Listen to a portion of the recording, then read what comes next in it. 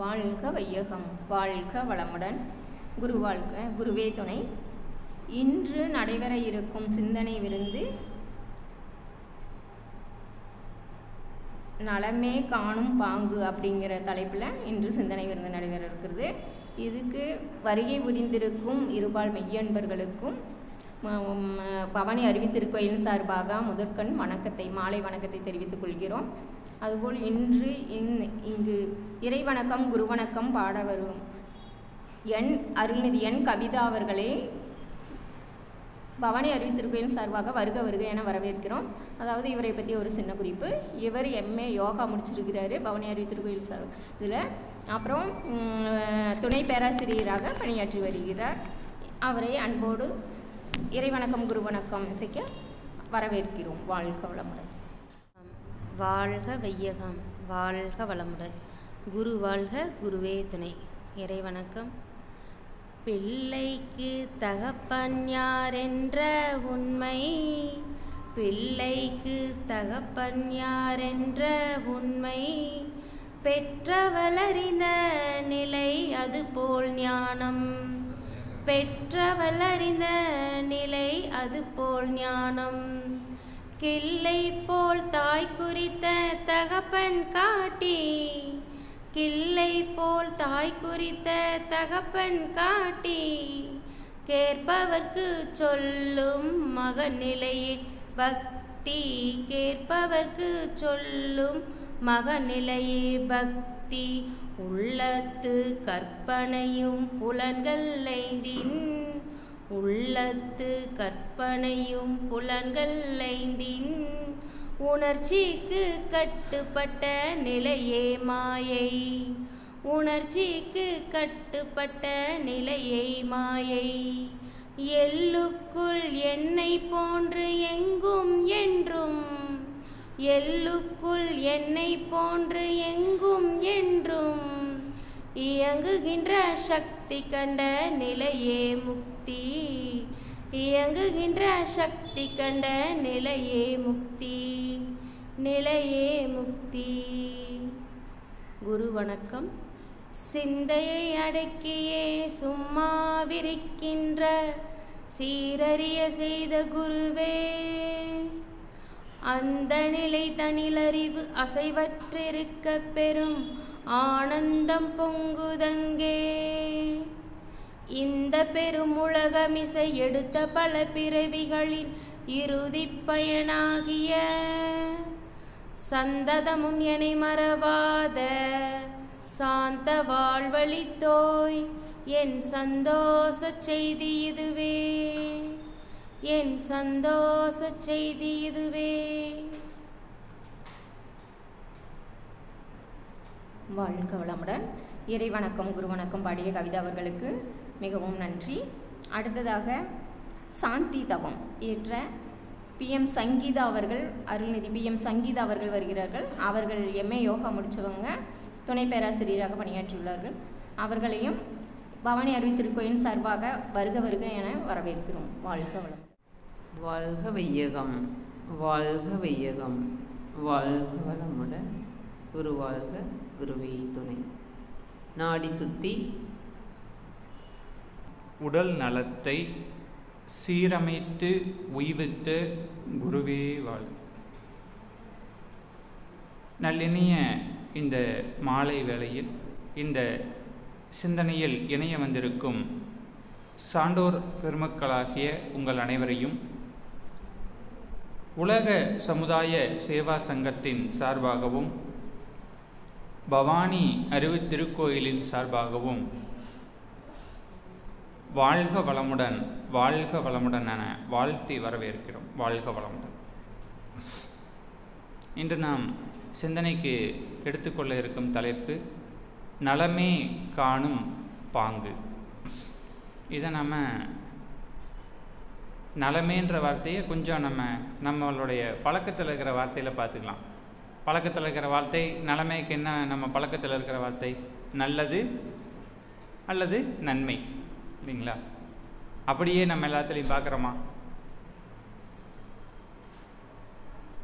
அழகாக சொல்கிறாங்க. எப்படி? நல்லது, இன்னொரு வார்த்தை ஆப்போசிட் வார்த்தை இல்லைங்களா? அது நமக்கு தெரியும். அப்போது இதில் நம்ம எந்த வார்த்தையை அதிகமாக பயன்படுத்துகிறோம்? நல்லதை மட்டுமே நல்லது நல்லது நல்லதுன்னே சொல்லிட்டு இருக்கிறோமா, அல்லது ஆப்போசிட் வார்த்தையை சொல்லிட்டு இருக்கிறோமா? ஆப்போசிட் வார்த்தையை என்ன பண்ணுறோம்? அப்படி இல்லாட்டி கூட நம்ம என்ன பண்ணுறோம்? இருக்குன்னு கற்பனை பண்ணி பயன்படுத்துகிறோம். உண்மையா இல்லைங்களா? அப்போ நம்ம எதை நினைக்கிறோமோ அதை சொல்கிறாங்க இல்லைங்களா, நீ எதை நினைக்கிறாயோ அதுவாகவே ஆகிற.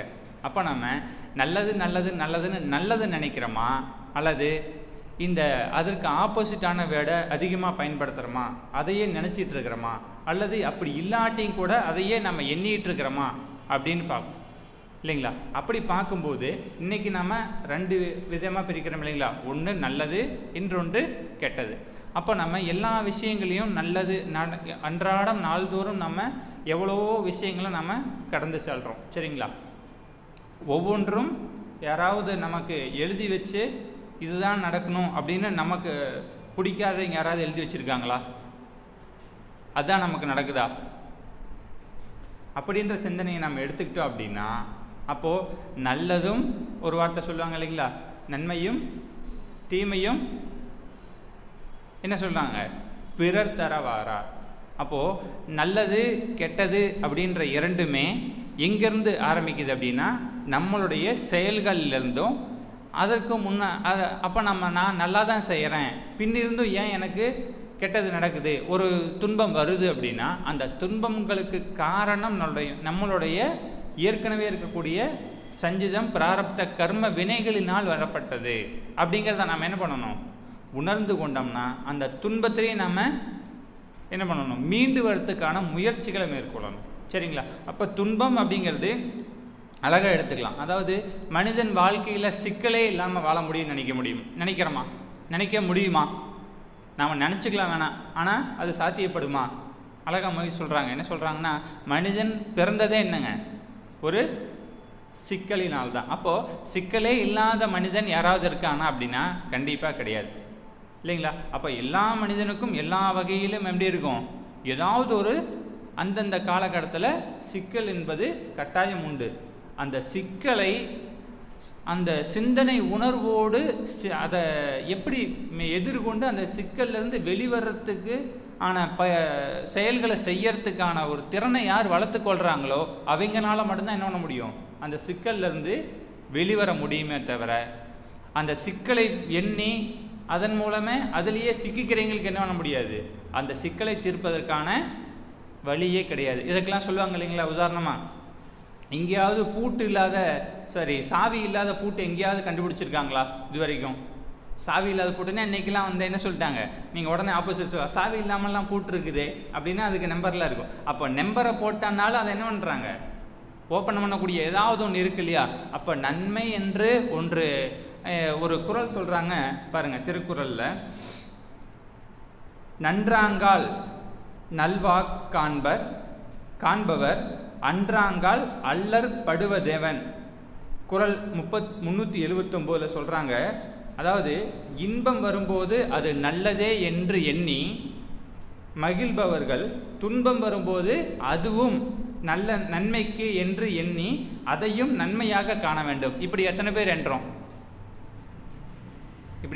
என்றோம் அப்படின்னு நினச்சோம்னாவே, அதாவது இன்க்ளூடிங் நானாகட்டும் பொதுவாகட்டும் ஒரு சாதாரண ஒரு தனி மனிதன் இந்த எப்படி துன்ப வரும் வேலையில் ரொம்ப நல்லா ஜாலியாக சந்தோஷமாக இன்னும் சொல்லுவாங்க சில நேரத்தில், அதாவது கடவுள்னா எப்படி மனிதனுங்கிறவனுடைய இயல்பு எப்படின்னா, துன்ப வர வேலையில் கடவுளை தேடி ஓடுவோம் இல்லைங்களா, அது மனிதனுடைய இயல்பு.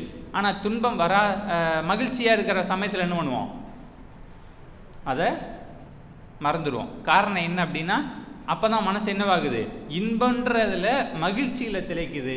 துன்பன்ற உணர்வு வரும்போது அது சிக்கலில் என்ன செய்கிறோம் என்ன பண்ணுறதுனே தெரியாமல் மனித என்னவாகுது, ஒரு கவலையில் சிக்கி அதிலிருந்து வெளிவரத்துக்கான சிந்தனையே இல்லாமல் உடனே என்ன பண்ணுது, ஓடி இறைவனை தேட ஆரம்பிக்குது.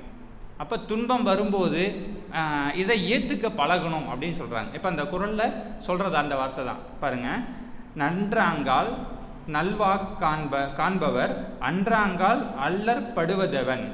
அப்போது இன்பம் வரும்போது அது நல்லதே என்று எண்ணி மகிழ்பவர்கள் துன்பம் வரும்போதும் அதுவும் ஒரு நன்மைக்கே என்று எண்ணி அதையும் நன்மையாக காண வேண்டும். அப்படி எண்ணினால் துன்பத்தால் அவர்கள் துயரப்பட மாட்டார்கள். அப்படி நாம் எண்ணி பழகிட்டோம் அப்படின்னா நமக்கு வர்றது எதுவுமே என்ன கிடையாது, துன்பமாக தெரியாது. அதான் சொல்லுவாங்க இல்லைங்களா மகிழ்ச்சி, அந்த கவலை ஒழித்தல்லாம். அப்போ துன்பத்தால் நீங்கள் கவலைப்பட்டு என்னவாகும், உங்களுடைய ஜீவகாந்த சக்தி அதிகப்படியாக வெளியேறுச்சு அப்படின்னா அப்போ உடல் அளவுலையும் மனதளவுலையும் முழுமையாக ஒருத்தர் சோர்வாயிட்டா அவங்களால அடுத்த கட்டத்துக்கு என்ன வாங்க முடியாது, செல்ல முடியாது. சரிங்களா? அப்போது இந்த இதில் மகிழ்ச்சி சொல்லுவாங்க, துன்பம் துன்பப்படட்டும், அப்படி மாதிரி கவலைப்படட்டும். அது மாதிரி நம்ம என்ன பண்ணணும், கவலைப்பட விடணும், துன்பத்தை துன்பப்பட விட்டுறணும். நாம் அதில் வர ஒரு நிகழ்வுகளை நாம் என்ன பண்ணிக்கூடாதுன்னா அதில் சிக்கி நம்ம இது சிரமப்படக்கூடாது. அப்போ அந்த சூழ்நிலையிலேருந்து நம்மளை வெளிக்கொண்டு வரத்துக்கு முயற்சிக்கணும் அப்படின்றாங்க. அப்போ அதுக்கெல்லாம் எது உதவும் அப்படின்னா பயிற்சிகள் உதவும். அப்போ இப்போது துன்பமாகட்டும் இன்பமாகட்டும் இது ரெண்டும் நம்ம எதனால் உணர முடியுது, இன்பத்தையும் துன்பத்தையும் நாம் எதனால் உணர்கிறோம், நம்மளுடைய மனம் என்ற ஜீவகாந்த அலை மூலமாக தான் இல்லைங்களா? மனம் தான் என்ன பண்ணுது, அலையாக இருந்து ஒரு ஏற்படுகிற உணர்வு நிலையை, அந்த உணர்வு நிலை இன்பமாகவும் துன்பமாகவும் உணரப்படுகிறது இல்லையா? அப்போ அந்த மனதை நம்ம என்ன பண்ணணும் அப்படின்னா வளப்படுத்தி கொள்ள வேண்டும். அப்போ இன்பம் துன்பம் அற்ற நிலை சொல்லுவாங்க இல்லைங்களா, இன்பம் துன்பம் அமைதி பேரின்பம். சரிங்களா? அப்போ நம்ம இதில் எந்த நிலையில் நம்ம இருக்கிறோம் அப்படிங்கிறத பார்க்கணும். சரி, அடுத்தது இப்போ எதெல்லாம் இன்பம் இந்த துன்பம்ன்றது வருது அப்படின்னு பார்க்கும்போது ஒன்று நமக்கு மெயினாக நம்ம இருக்க வேண்டிய இடம் என்னென்னா ஃபஸ்ட்டு குடும்பம், ரெண்டாவது தொழில், மூன்றாவது நட்பு. இந்த மூணும் தான் என்னங்க அப்படின்னா நமக்கு சில சமயங்களில் இந்த மாதிரி ஒரு துன்ப உணர்வு வரத்துக்கான காரணம் இந்த 3 இடங்கள் தான் இல்லைங்களா? ஒன்று குடும்பம் அப்படின்னு வரும்போது நம்ம பொதுவாக காமனாக வச்சுக்கிட்டோம் அப்படின்னா மெயினாக குடும்பன்றது யாராருங்க, கணவன் மனைவி இல்லையா? அப்போ கணவன் மனைவின்னு வரும்போது அந்த கணவன் மனைவி இடத்துல பார்த்திங்கன்னா இன்றைக்கி இல்லை, ஆரம்ப காலத்திலேருந்தே பார்த்திங்கன்னா கணவன் மனைவிக்குள்ளே கருத்து வேறுபாடுகள் வருவது இயல்பு. அந்த கருத்து வேறுபாடை கொஞ்சம் கொஞ்சமாக என்ன பண்ணிக்கணும்னா அதுக்காக மகிழ்ச்சி அழகாக சொல்கிறாங்க, விட்டு கொடுத்தல், சகிப்புத்தன்மை, தியாகம். இந்த 3ஐயும் நம்ம கடைபிடிச்சு ஒரு கணவன் மனைவி இடையில் நம்ம ஒரு அன்பாக இருக்கும்போது அந்த இடத்துல என்ன மாறும், இந்த 3 நற்பண்புகளையும் கடைபிடிக்கும் போது அன்பு, கருணை, இரக்கம், இந்த குணங்கள் மலரும் போது என்னவாகும் அப்படின்னா அவர்களிடத்திலும் ஒரு கருத்து வேறுபாடு இருந்தது கூட நாளடைவில் பின்னால் என்னவாகும் அப்படின்னா அது மாற்றமாயிரும். அப்படி மாற்றம் வரும்போது கருத்து வேறுபாடே இல்லாமல் இருக்க முடியுமா அப்படின்னா அதனால் அது எப்படி இருக்கும், அது ஒரு நடிப்பாக மட்டும்தான் இருக்கும் இல்லைங்களா? அப்போது எவ்வளோ நாள் தான் ஒருத்தர் நடிக்க முடியும் இல்லையா? அப்போ இயல்பு தான் என்றைக்குமே நிலைக்குமே வெளிய நடிப்பு என்றைக்கும் நிலைக்காது. அப்போ நம்ம எல்லாம் ஒரு துன்பம் வரும்போது தான் அது இயல்பாக இருக்குது. இன்பமும் துன்பமும் கலந்தது தான், ஒரு நாணயத்தின் 2 பக்கம் அப்படின்னு சொல்கிற மாதிரி இன்பம் துன்பம் இரண்டுமே கலந்தது தான் மனித வாழ்க்கை. ஆனால் நம்ம இன்னைக்கு பெரும்பாலும் என்ன அப்படின்னா மனிதர்களுடைய மனநிலை அதை ஏற்றுக்கக்கூடிய அளவில் இல்லாத காரணத்தினால தான் இந்த துன்பம்ன்ற அந்த வேர்டை கேட்டாவே பயப்பட உடல்லே நடுங்கிற அளவுக்கான பய உணர்வு வரத்துக்கான காரணம் அந்த போதிய மனதினுடைய வலிமை இல்லாதனால தான். அப்போ அந்த மன வலிமையை நம்ம அதிகரிக்கணும் அப்படின்னா மெயினாக நம்மளுடைய மனதுக்கு உடலுக்கு ஏதாவது ஒரு வகையில் ஏதாவது பயிற்சியை கொடுக்குறோமா?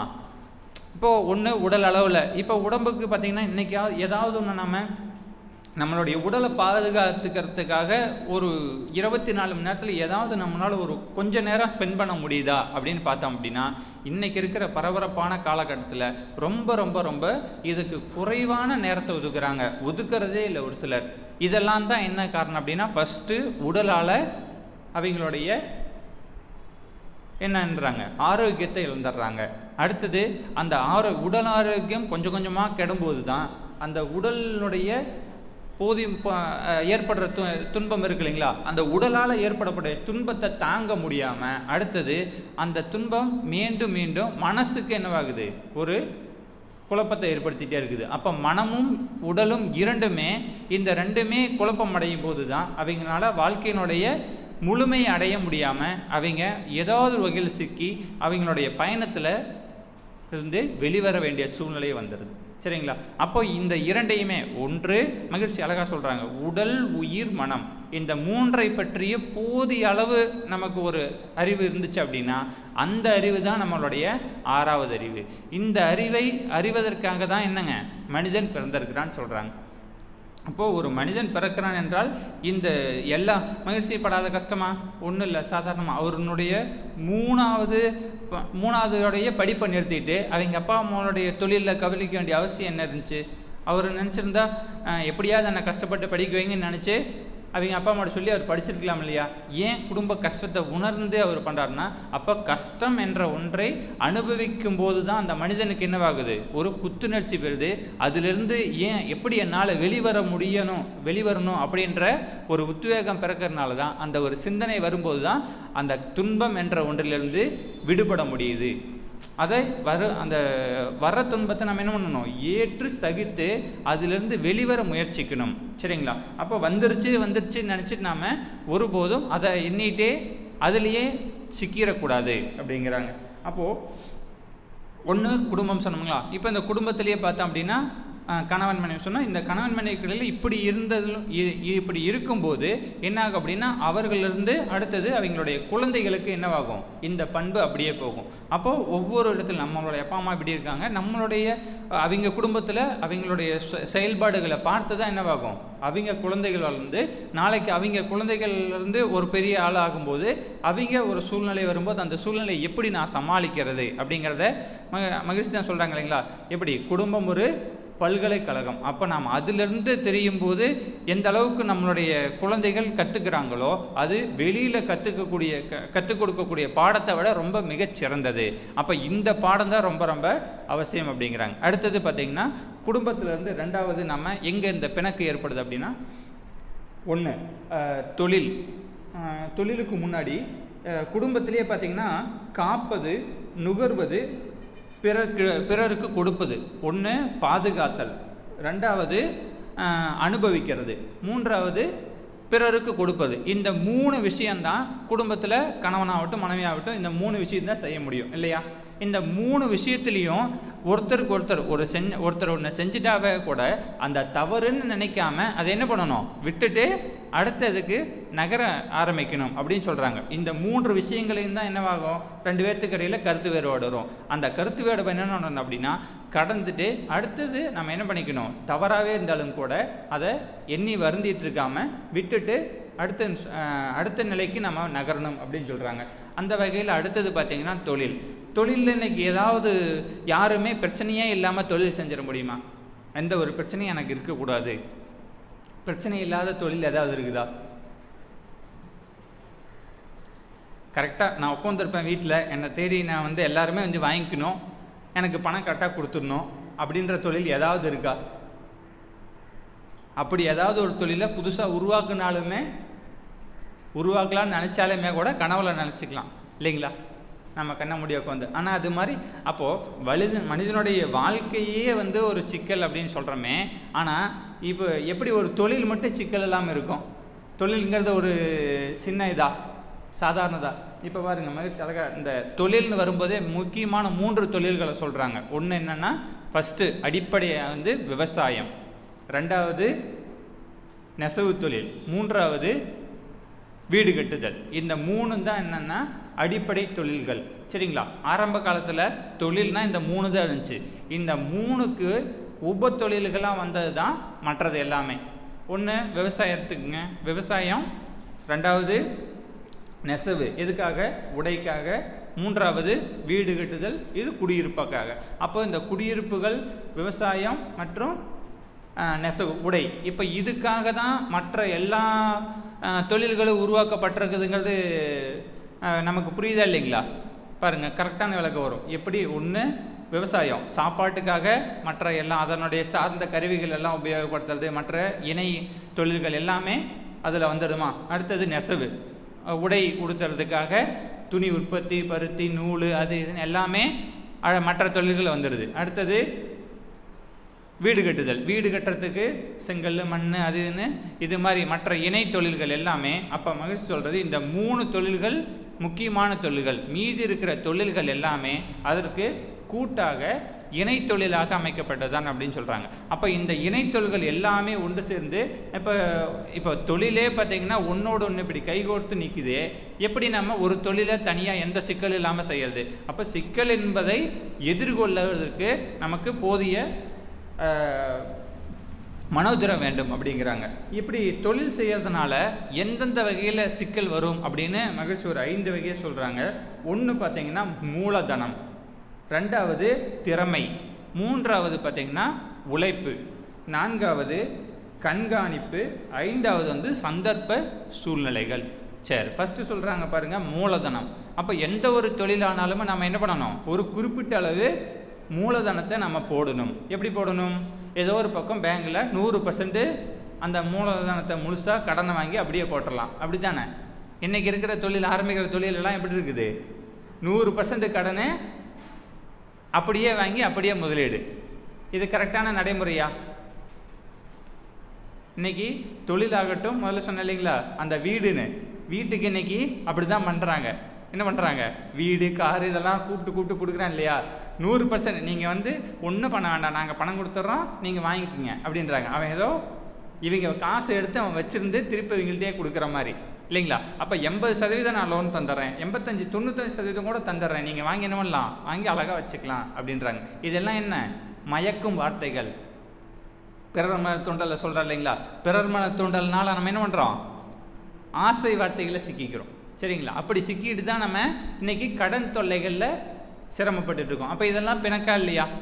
இதெல்லாம் துன்பம் வருது இல்லையா? அப்போ நம்ம எது வேணும்? அதான் சொன்னாங்க, எது வேணும் வேண்டான்னு. நம்ம சமுதாயத்தில் எல்லாமே இருக்கும், எல்லாமே அனுபவிக்கத்தான். அதை நாம் எந்த அளவு அனுபவிக்கணுங்கிறது நம்மளுடைய ஒரு அறிவு வளர்ச்சியை நம்ம வந்தவங்க நம்ம அதை சீர்படுத்தி பார்க்கணும் அப்படிங்கிறாங்க. அப்போ அந்த வகையில் 1 மூலதனம், 2வது திறமை. நம்மள்ட்ட எந்த அளவுக்கு நம்மளுடைய திறமை இருக்குது. அதுக்காக எங்கிட்ட திறமையே இல்லை, எனக்கு ஒன்றுமே வராதுங்கிறத விட ஒன்றுமே இல்லைன்னு நினச்சிருக்கிறத ஏதாவது ஒன்று முயற்சி பண்ணி நம்மளால் முடிஞ்சதை. ஒருத்தன் காரில் போகிறானா, நான் சைக்கிளாச்சும் வாங்கணும் போகணுன்ற மாதிரி அந்த ஓரளவுக்கு நம்மளுடைய திறமையை கொஞ்சமாச்சு நம்ம என்ன பண்ணணும்? பயன்படுத்தி பார்க்கணும் அப்படின்றாங்க. அடுத்தது பாருங்கள் உழைப்பு. போதுமான அளவுக்கு நான் உட்காந்துட்டேன், தொழில் ஆரம்பித்தாச்சு அப்படின்னு சொல்லிட்டு என்ன பண்ண முடியாது? உட்காந்துட்டே இருக்க முடியாது. அந்த தொழிலை எந்த அளவுக்கு நம்ம ஒரு மக்கள் இடத்துல கொண்டு போயிட்டு இன்றைக்கி நம்ம பயிற்சிகளை கொடுத்துக்கிட்டு இருக்கோம் இல்லைங்களா? மனவளக்கலை பயிற்சிகளை கொடுத்துக்கிட்டே இருக்கிறோம். இருந்தாலும் என்ன பண்ணுறோம்? இதை மக்களுக்கு அடுத்தடுத்து கொண்டுட்டு போகிறதுக்கு ஏதாவது ஒரு வகையில் நம்ம ஒரு உழைப்பை கொடுத்துக்கிட்டே இருக்கிறோம் இல்லையா? அதுபோல் நம்ம பயிற்சிகளை நம்மளுடைய தொழிலையும் நம்ம என்ன பண்ணணும் அப்படின்னா, ஒரு ஆரம்பிச்சிட்டோம் அப்படின்னா அதோட விட்டுறாமல் அதை எந்த அளவுக்கு நம்ம அடுத்த லெவலுக்கு கொண்டுட்டு போகலாம் அப்படிங்கிறதுக்கு போதுமான அளவு உழைப்பை நம்ம என்ன பண்ணணும்? ஒன்று சொல்லுவாங்க, அதாவது நீங்கள் எந்த உயரத்துக்கு போகணும்னு நினைக்கிறீங்களோ அந்த உயரத்துக்கு போகிற அளவுக்கு போகிற மாதிரி கனவு மட்டும் காண்றா பத்தாது, அந்த கனவு காண்றதை விட இன்னும் அதிக மடங்கு என்ன பண்ணணும்? அதுக்கான உழைப்பை கொடுக்கணும் அப்படின்னு சொல்கிறாங்க. அப்போ அந்த அளவுக்கு போல் நம்ம ஒரு தொழில் அப்படிங்கிறதுல சிக்கல் வராமல் இருக்கணும், நம்மளால் முடிஞ்ச ஒரு இதை வரணும் அப்படிங்கிற ஒரு நிலையை அடையணும் அப்படின்னா போதுமான அளவு உழைப்பையும் நம்ம கொடுத்தாகணும் அப்படிங்கிறத நம்ம தெரிஞ்சுக்கலாம். அடுத்தது பார்த்திங்கன்னா ஒன்றை உருவாக்கி விட்டுட்டோம். இன்றைக்கெல்லாம் பார்த்திங்கன்னா ஒரு சிலர் பிஸ்னஸ் மேன்ஸ் இருக்காங்கன்னா அவங்க என்ன பண்ணுவாங்க? பிஸ்னஸ் ஆரம்பித்து விட்டுட்டு அவங்க வாட்டுக்கு எங்கேயாவது வேறு அடுத்த பிஸ்னஸ் ஸ்டார்ட் பண்ண போயிடுவாங்க. அப்போ அந்த பிஸ்னஸ் சரியாக ரன் ஆகுதா அப்படின்னு பார்த்தாங்க அப்படின்னா கிடையாது. அது என்ன பண்ணுறல, போதுமான அளவு கண்காணிப்பு இல்லை. ஒன்று ஆரம்பிச்சுடுவாங்க, விட்டுட்டு அடுத்த பிஸ்னஸ் போயிடுவாங்க. பார்த்தா விசிட்டிங் கார்டு 10, 15, 50 இப்படி போகும். காரணம் என்ன? அவங்க பாட்டுக்கு ஆரம்பித்து விட்டுட்டு போயிட்டே இருப்பாங்க. ஆனால் அது எந்த அளவுக்கு ரன் ஆகுது, அதில் முழுமையான இப்போ நான் கொடுத்த முதலீடுக்கு தகுந்த மாதிரி போதுமான முதலீடு கரெக்டாக போட்டிருக்கேன்னா அதுலேருந்து சரியான அளவு எனக்கு தொகை வருதா, இதெல்லாம் என்ன பண்ணுறதில்ல அப்படின்னா உட்காந்து சிந்திக்கிறதுக்கு டைம் இல்லை. காரணம் என்ன? அவர் தான் இன்றைக்கி ஒன்று ஆரம்பிக்கிறாரு, இன்றைக்கி மத்தியானமே ஒன்று ஆரம்பிக்கிறாரு, நாளைக்கு காலையில் அடுத்தது ஆரம்பிச்சுட்டு போயிடுறாரு இல்லையா? அப்போ இது போல தான் இதிலிருந்து இதெல்லாம் நம்ம என்ன பண்ணுறதில்ல அப்படின்னா கண்காணிக்கிறல. அப்போ எதனாலெல்லாம் துன்பம் வருது அப்படின்னா இந்த மாதிரி இதிலெல்லாம் நம்ம எந்த இடத்துல தவறுறோமோ இந்த தவறுதல்னால தான் நமக்கு என்ன பண்ணுதுங்க தொழிலிடத்துலையும் அந்த துன்பம்ன்றது வருது. சரிங்களா? அடுத்தது பாருங்க, சந்தர்ப்ப சூழ்நிலைகள். இப்போ சந்தர்ப்ப சூழ்நிலைகள்னாலே என்னவாகும், ஏதாவது ஒரு இயற்கை பேரிடர் நடக்கலாம், அல்லது ஏதாவது ஒரு விஷயத்தினால கூட என்ன பண்ணலாம், ஒரு தொழிலில் ஒரு சிக்கல் வரலாம். அப்போ அந்த சிக்கல் எதனால் வந்தது அப்படிங்கிறத நம்ம என்ன பண்ணணும் அப்படின்னா சிந்திக்கக்கூடிய மனநிலைக்கு நம்ம வரணும். ஒன்றும் இல்லை, ஒரு மகிழ்ச்சியை எடுத்துக்கோமே. மகிழ்ச்சி இது அந்த நெசவு தொழில் ரொம்ப இதாகிட்டு என்ன பண்ணாங்க, சுத்தமாக அவருடைய சொத்து எல்லாத்தையுமே விற்று கட்டுறளவுக்கு ஆச்சு இல்லையா? அத்தனையும் கட்டிட்டு மீண்டும் இந்த தொழில் எதனால் சேதம் அடைஞ்சிது, எதனால் நஷ்டம் அடைஞ்சதுங்கிறத சிந்திச்சு மீண்டும் என்ன பண்ணார், அதே தொழிலால் தானே அவர் உயர்ந்தார் இல்லையா? அப்போ அது மாதிரி ஒரு தொழிலுங்கிறதுலையும் என்ன பண்ணுறோம் அப்படின்னா நம்ம ஒரு சிக்கல் வந்தாலும் அந்த சிக்கல் எதனால் ஏற்பட்டதுன்னு பார்த்து அந்த சிக்கலை தகர்த்தோம் அப்படின்னா அந்த தொழிலை நாம் என்ன பண்ண முடியும், கட்டாயம் வெற்றி பெற முடியும். சரிங்களா? சரி, அடுத்தது பார்த்திங்கன்னா நட்பு. இப்போ நட்பு ஓட்டத்துலேயும் நம்ம என்ன பண்ணுறோம், நம்மளுடைய மெயினாக சிக்கல் வரத்துக்கான காரணத்தில் நட்பும் ஒன்று இல்லையா? இந்த 3 தான் மெயின் இல்லையா? ஒன்று குடும்பம் பார்த்துட்டோம், 2வது தொழிலில் பார்த்துட்டோம், 3வது நட்பு ஓட்டத்தில். இதற்கு பெண்கள் எடுத்துக்கும். பெண்கள் எடுத்துக்கும் போது பார்த்திங்கன்னா பக்கத்து வீட்டுன்னு வச்சுக்கோங்களேன், ரொம்ப நெருங்கியாக இருப்பாங்க, அவங்கள்ட்ட நல்லா பேசிகிட்டு இருப்பாங்க. ஏதாவது ஒரு வகையில் ஒரு அழகாக சொல்கிறாங்க, அதாவது நட்புன்றது இருவருக்கிடையில் இருக்கிற வரைக்கும் ரொம்ப பலமாக இருக்கும் இல்லைங்களா? நட்புன்றது 2 பேருக்கு மட்டும். இப்போது உதாரணத்துக்கு நான் இன்னொரு நபர் அப்படிங்கும்போது எங்கள் 2 பேர்த்துக்கு இடையில் மட்டும்தான் அந்த நட்புங்கிறது எப்படி இருக்கும், நல்லா வலுவாக இருக்கும். எங்கள் 2 பேர்த்துக்கு இடையில் இன்னொரு நபர் புதிதாக ஒருத்தர் வரார் அப்படிங்கும்போது அந்த இடத்துல அதே வலு இருக்குமா? வாய்ப்பு என்னாச்சுங்க, அந்த சதவீதம் வலுவின்ற சதவீதம் 100% அந்த வலுவாக இருந்தது. எங்கள் 2 பேருக்கு இடையே, அதை 2 நபர்களுக்கு இடையில் புதிதாக ஒரு நபர் வரும்போது அதுக்காக வரவே கூடாதுன்னு சொல்ல, வரும்போது என்ன ஆகும்னா கருத்துகள் மாறுபடும். அப்படி மாறுபடும் போது என்ன ஆகும் அப்படின்னா அந்த வலு 2 நபர்கள் ஏற்கனவே இருந்த நபர்களுக்கு இடையில் அந்த இருக்கிற வலு என்னவாகும், சில கருத்து மாறுதல்களால் குறைய ஏற்படும். சரிங்களா? இது இயல்பு. அப்போ இந்த இயல்பை தாண்டி நம்ம என்ன பண்ணணும், இது எதனால வந்துச்சுன்னு உட்காந்து நம்ம சிந்திச்சோம் அப்படின்னா அந்த கருத்து வேறுபாட்டில் நம்மளுடைய தவறு என்ன அப்படின்னு நம்ம சிந்திக்கணும். தவறு நம்மளது இல்லைங்கும் போது இது ஏதோ விதத்தில் நமக்கு வந்த பதிவுகள் அப்படின்னு சொல்கிறாங்க. இதுலேயே கூட பாருங்கள், நட்பு ஓட்டத்தில் இன்றைக்கி நம்ம ஒருத்தர் நல்லா பேசணும் பழகணும் அப்படிங்கிறதுக்காக நம்ம நல்லா மகிழ்ச்சி இதில் எழுதியிருக்காங்க. நான் இன்றைக்கி ஒரு புக்கில் படிக்கும்போது தான் இதை பார்த்தேன். அதாவது என்னென்னா, ஒருத்தர் பார்க்குறோம் பேசுகிறோம் அப்படிங்கிறதுக்காக டக்குன்னு என்ன பண்ணிடுறோம் அப்படின்னா இன்றைக்கி நம்ம ரொம்ப பேரை நம்பிடுறோம் இல்லையா? அப்படி நம்ம அதுக்காக ஒரு மனிதனை நம்பாமல் இருக்க முடியாது. இருந்தாலும் நம்ம மகிழ்ச்சி அழகாக சொல்கிறாங்க, அதாவது என்னென்னா ஒரு மனிதரை நம்ம என்ன பண்ணணும் அப்படின்னா ஒரு குறிப்பிட்ட காலத்திற்கு நம்ம என்ன பண்ணணும், அவர்களோட நல்லா பேசிகிட்டு இருக்கும்போது இதுக்கெல்லாம் எது உதவு அப்படின்னா நம்ம தவம் பண்ணியிருக்கணும். சரிங்களா? தவம் பண்ணிகிட்டு இருக்கிறதுக்கு தான் அழகாக துரிய தவம் இதெல்லாம் சொல்லுவாங்க இல்லைங்களா? இந்த துரிய தவம்லாம் எடுக்கும்போது நம்மளுடைய நம்ம பக்கத்தில் ஒருத்தர் பார்க்கணும் பேசணும் பழகணும் வராங்கன்னா அவங்களுடைய என்ன காரணத்துக்காக நம்மள்கிட்ட அவங்க பேசுகிறாங்க அப்படிங்கிறத நமக்கு எது காமிக்க அப்படின்னா நம்மளுடைய உள்ளுணர்வு அப்படிங்கிறத என்ன பண்ணும், நமக்கு உணர்த்தும். இப்போ இதெல்லாம் சிந்திச்சு தான் ஒரு நபரை நாம் என்ன பண்ணணும், நட்பாக ஏற்றுக்கொள்ளணும் அப்படின்னு மகிழ்ச்சி சொல்கிறாங்க இல்லையா? இல்லை நம்ம ஏதோ சொல்லுவாங்க இல்லைங்களா, நம்மளுடைய பழக்கத்தில் வெளுத்ததெல்லாம் பால் அப்படின்ற மாதிரி நம்ம நினச்சிட்டோம் அப்படின்னா அப்படி தவறான நபர்களிட நம்ம என்ன பண்ணிடக்கூடாது, சிக்கி கொள்ளக்கூடாது. ஏன் அப்படின்னா அவங்களிருந்து ஏதாவது ஒரு சிக்கல் வந்தால் அந்த சிக்கலை நம்ம எதிர்கொள்கிற அளவுக்கு நம்மள்கிட்ட சக்தி இல்லை அப்படின்னா நம்ம என்ன பண்ண முடியாது, அதுலேருந்து மீண்டு வர முடியாது. சரிங்களா? அப்போ அந்த காரணத்துக்காகவும் நட்புலேயே நம்ம எப்படி இருக்கணும், எந்த அளவுக்கு ஒருத்தரை நல்லா ஆழமாக புரிஞ்சதுக்கு அப்புறம் தான் என்ன பண்ணணும் அப்படின்னா அவங்கள்ட்ட ஒரு நம்மளுடைய குடும்ப விஷயமாகட்டும் ஏதாவது தானே. இப்போ நான் முதல்ல சொன்னேன் இல்லைங்களா, 2 நபர்களுக்கு இடையில் ஒரு இதாக இருந்த நட்பு இன்னொருத்தட்ட அந்த அம்மா கொஞ்சம் வேற ஒரு மாற்று கருத்துடையங்களா இருந்தால் உங்கள் குடும்ப விஷயத்தை ஏதாவது ஒன்று சொல்லிட்டீங்கன்னா அவங்க அப்படியே போய் என்ன பண்ணிடுவாங்க, நீங்கள் யாரை பற்றி தப்பாக சொன்னீங்களோ அவங்கள்ட்ட போய் சொல்லிடுவாங்க. அப்போ என்னவாகும், குடும்பத்துக்குள்ளே பிரச்சனை வந்துடுமா? அப்போ நண்பர்களுக்கு இடையிலே ஏதாவது அப்போ நண்பர்களையே நம்ம எப்படி அமைக்கணும் அப்படின்னா பார்த்து தான் அமைக்கணும். அப்போ நலமே காண்ற இடத்துல நம்ம இதெல்லாம் குறை சொல்கிற மாதிரி இல்லை. இதில் நம்ம என்ன பண்ணணும், எந்த குறை வந்தாலும் அந்த குறையை நம்ம எதில் நான் தப்பு பண்ணேன் அப்படிங்கிறத பார்த்துட்டு அந்த தப்பை நம்ம திருத்திக்கிட்டு நல்லது தான் பண்ணணும் அப்படிங்கிறத நம்ம இந்த இடத்துல வலியுறுத்துகிறோம். சரிங்களா? சரி, அடுத்தது நட்பு வட்டம் பார்த்துருங்களா?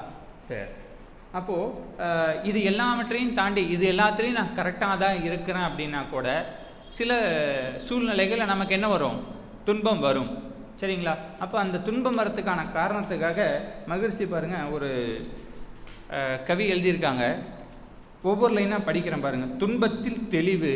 கவியினுடைய தலைப்பு, தன் குற்றம் குறை கடமை தன்னுள் ஆய்ந்து. தன் குற்றம் குறை கடமை தன்னுள் ஆய்ந்து. அதாவது என்னுடைய குறை, என்னுடைய தப்பு, இதெல்லாம் என்ன பண்ணணும், ஒருத்தன் அவனுக்குள்ள ஆராய்ந்து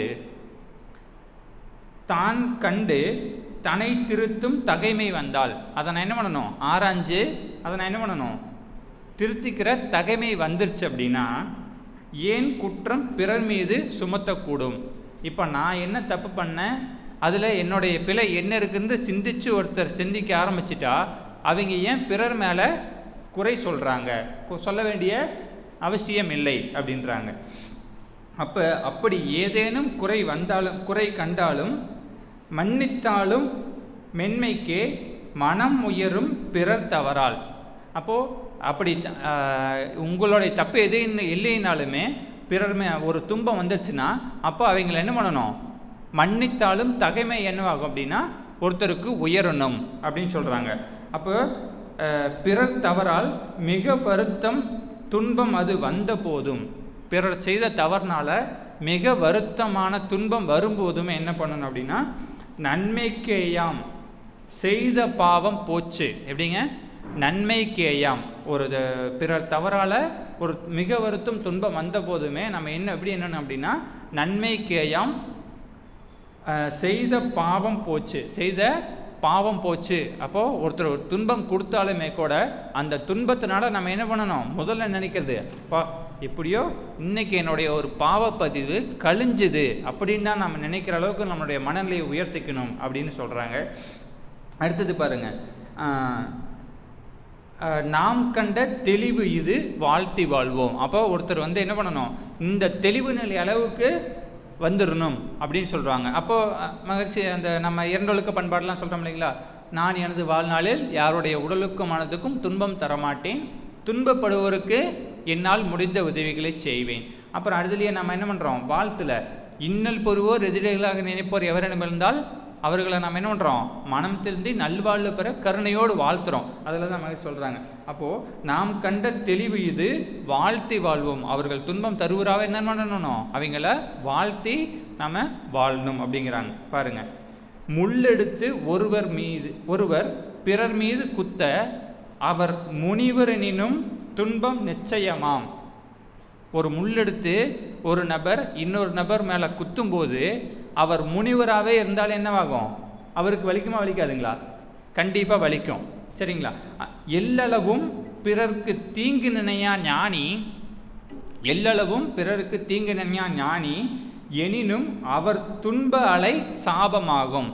ஒருத்தர் துன்பமே நினைக்கக்கூடாது. நம்ம ஒரு இரண்டலுக்கு பண்பாடு சொல்கிறோம், நம்மளே இருக்கிறோன்னு வச்சுக்கோங்க, நாம் துன்பமே கொடுக்கக்கூடாத நபர் அப்படின்னு நினச்சி இருந்தோம்னா கூட நமக்கு ஒருத்தர் ஒரு முள்ளெடுத்து நம்மளை குத்தும்போது அதனால் ஏற்படுற அலை என்னவாகும் அப்படின்னா யார் குத்துனாங்களோ அந்த நபருக்கு அந்த அலையை என்னத்தை உண்டு பண்ணுமா, சாப அலையை உண்டு பண்ணுமா.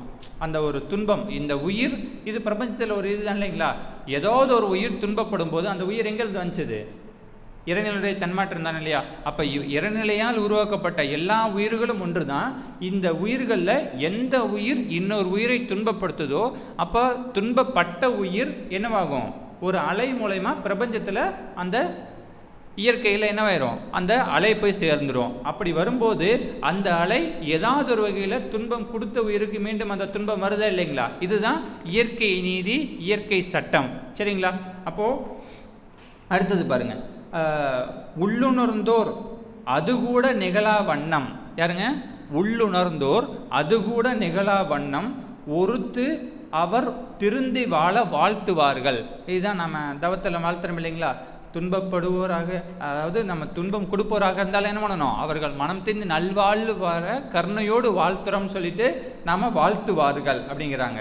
அப்போ கொள்ளன்பா இக்குணத்தை மெய் விளக்க குழுவினிலே உண்மை உறுப்பினர் நீயானால். கேள்வி கேட்குறாங்க நம்மளை.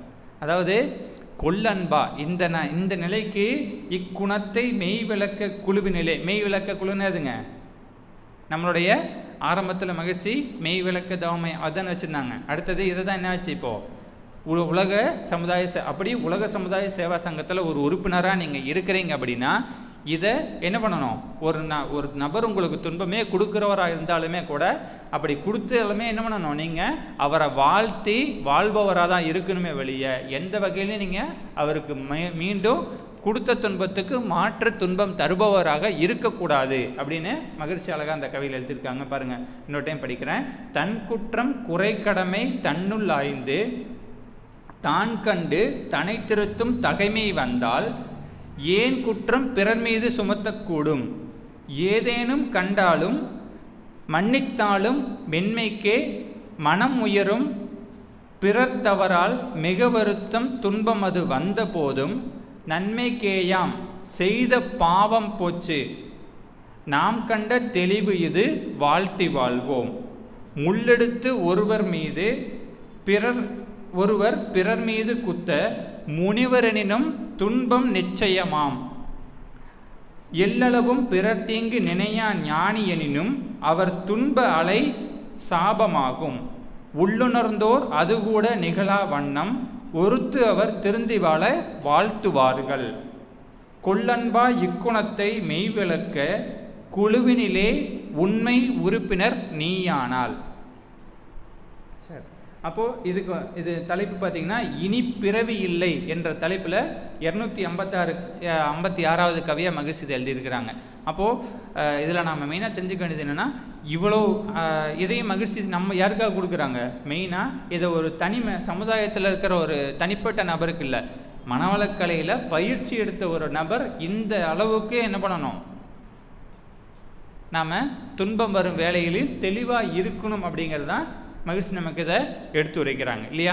அப்போது எல்லா வகையிலையும் என்ன பண்ணோம், சிக்கலும் இருக்க தான் செய்யும். அப்போ இன்பம் துன்பங்கிறது இரண்டுமே கலந்தது தான் என்னங்க வாழ்க்கை. அந்த வாழ்க்கையில் நம்ம என்ன பண்ணணும் அப்படின்னா, இவை எல்லாமே இருந்தாலும் இதிலேருந்து நம்ம என்ன பண்ணணும், ஒன்றோடு ஒன்றை பிரித்து அதிலேருந்து வர சிக்கல்லேருந்து நம்ம வெளியே வர்றதுக்கான பயிற்சி எடுத்துகிட்டு இருக்கிறவங்க இதன் மூலயமா வெளிவர முடியும் அப்படின்னு சொல்கிறாங்க. சரிங்களா. அப்புறம் பார்த்தீங்கன்னா அடுத்தது இந்த குடும்பம் தொழில் நட்பு சொல்லிட்டோம் இல்லைங்களா. இதில் விஞ்ஞானம், இன்னைக்கு விஞ்ஞானம்ங்கிறதுல நிறையா கருவிகள் என்னவாயிடுச்சு கொண்டு வந்தாங்க. இப்போ இந்த விஞ்ஞானத்தில் நிறையா கருவிகள் கொண்டு வந்தாலும் இந்த கருவிகள் எல்லாம் எதற்காக உருவாக்கப்பட்டது,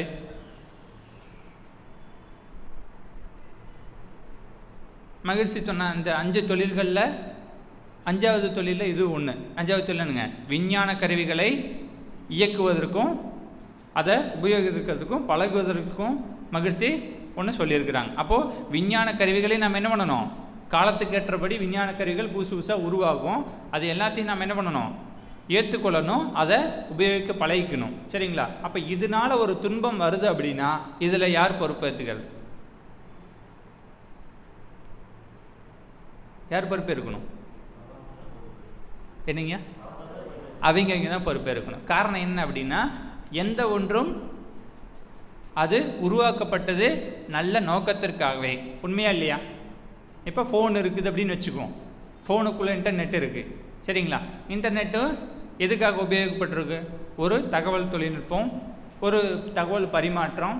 இன்றைக்கி சில நல்ல பல விஷயங்களை, தெரியாத விஷயங்களையும் நம்ம என்ன பண்ணிக்கலாம், ஈஸியாக செகண்ட்ஸில் தெரிஞ்சுக்கக்கூடிய அளவுக்கு இன்றைக்கி விஞ்ஞான ரீதியில் வளர்ச்சி அடைஞ்சு இன்றைக்கி தகவல் தொழில்நுட்பம் வளர்ந்துருக்கு இல்லையா. இப்போ இது உருவாக்கப்பட்ட நோக்கம் நல்லதா கெட்டதா, கெட்டது. அப்போ நல்லதுன்றதை நாம் தெரிஞ்சுட்டோம், ஃபோனுன்றது நல்லதுன்னு தெரியும் இல்லையா. ஆனால் நம்ம என்ன பண்ணுறோம், எடுத்ததுமே உதாரணமாகவே ஃபோனை எடுத்ததும் இது வந்துச்சு கெட்டு போயிட்டோன்னு சொல்ல என்னவாச்சு, நம்மளோட எண்ண அலைகளே இதில் பல கெடுதல்களை உருவாக்கிடுச்சு. உண்மையா இல்லைங்களா? எண்ணியவன் உறங்கலாம், எண்ணங்கள் உறங்குவது இல்லை. சரிதானுங்களா? அப்போது இந்த ஃபோனுன்றது விஞ்ஞானங்கிறது எதுக்காக உருவாக்கப்பட்டது? மனிதனுடைய வளர்ச்சி தான் இல்லையா? இப்போ நம்ம ஃபோனை மட்டும் குறை சொல்கிறோமே, சாப்பாடு தான் உருவாக்குனாங்க, அதையே நம்ம குறை சொல்கிறதில்ல. சாப்பாடு தான் உருவாக்குனாங்க, அதையே நம்ம குறை சொல்கிறதில்ல. அடுத்து வாழ்க்கையினுடைய பல வேலைகள், நிறைய தேவைகளை உருவாக்குனாங்க. ஆதி காலத்தில் வாழ்ந்த மனித மாதிரியே இருந்திருக்கலாம் இல்லையா? அவன் பாட்டுக்கு காட்டுக்குள்ளேயே இருந்திருக்கலாம். இந்த நம்ம இயற்கையாக இருக்கிற பச்சை காய்கறிகள் இலைகளே தலைகளே தின்னுட்டு போயிருக்கலாம். ஏன் இதெல்லாம் உருவாக்கி இந்த மாதிரி எல்லாமே விவசாயம் பண்ணி இவ்வளோ சிரமப்பட வேண்டிய அவசியம் இல்லையே. அப்போது விஞ்ஞான ரீதியாக உருவாகிற அனைத்துமே எதுக்காக? மனிதனுடைய வளர்ச்சிக்காக, நல்ல நோக்கத்திற்காக இல்லைங்களா? அது உருவாக்கப்படுறது அனைத்துமே எதுக்காக? நல்ல நோக்கத்திற்காக தான் உருவாக்கப்படுறது இல்லையா? அதை நாம் தெரிஞ்சுக்கணும். அப்படி உருவாக்கப்படுறத மனிதன் தான் என்ன பண்ணுறான்? அதை அனுபவிக்கக்கூடிய மனிதன் தான் அதை நல்ல வகையிலையும் உபயோகப்படுத்துகிறான், தேவையில்லாத வகையிலையும் உபயோகப்படுத்தி என்ன பண்ணுறான்?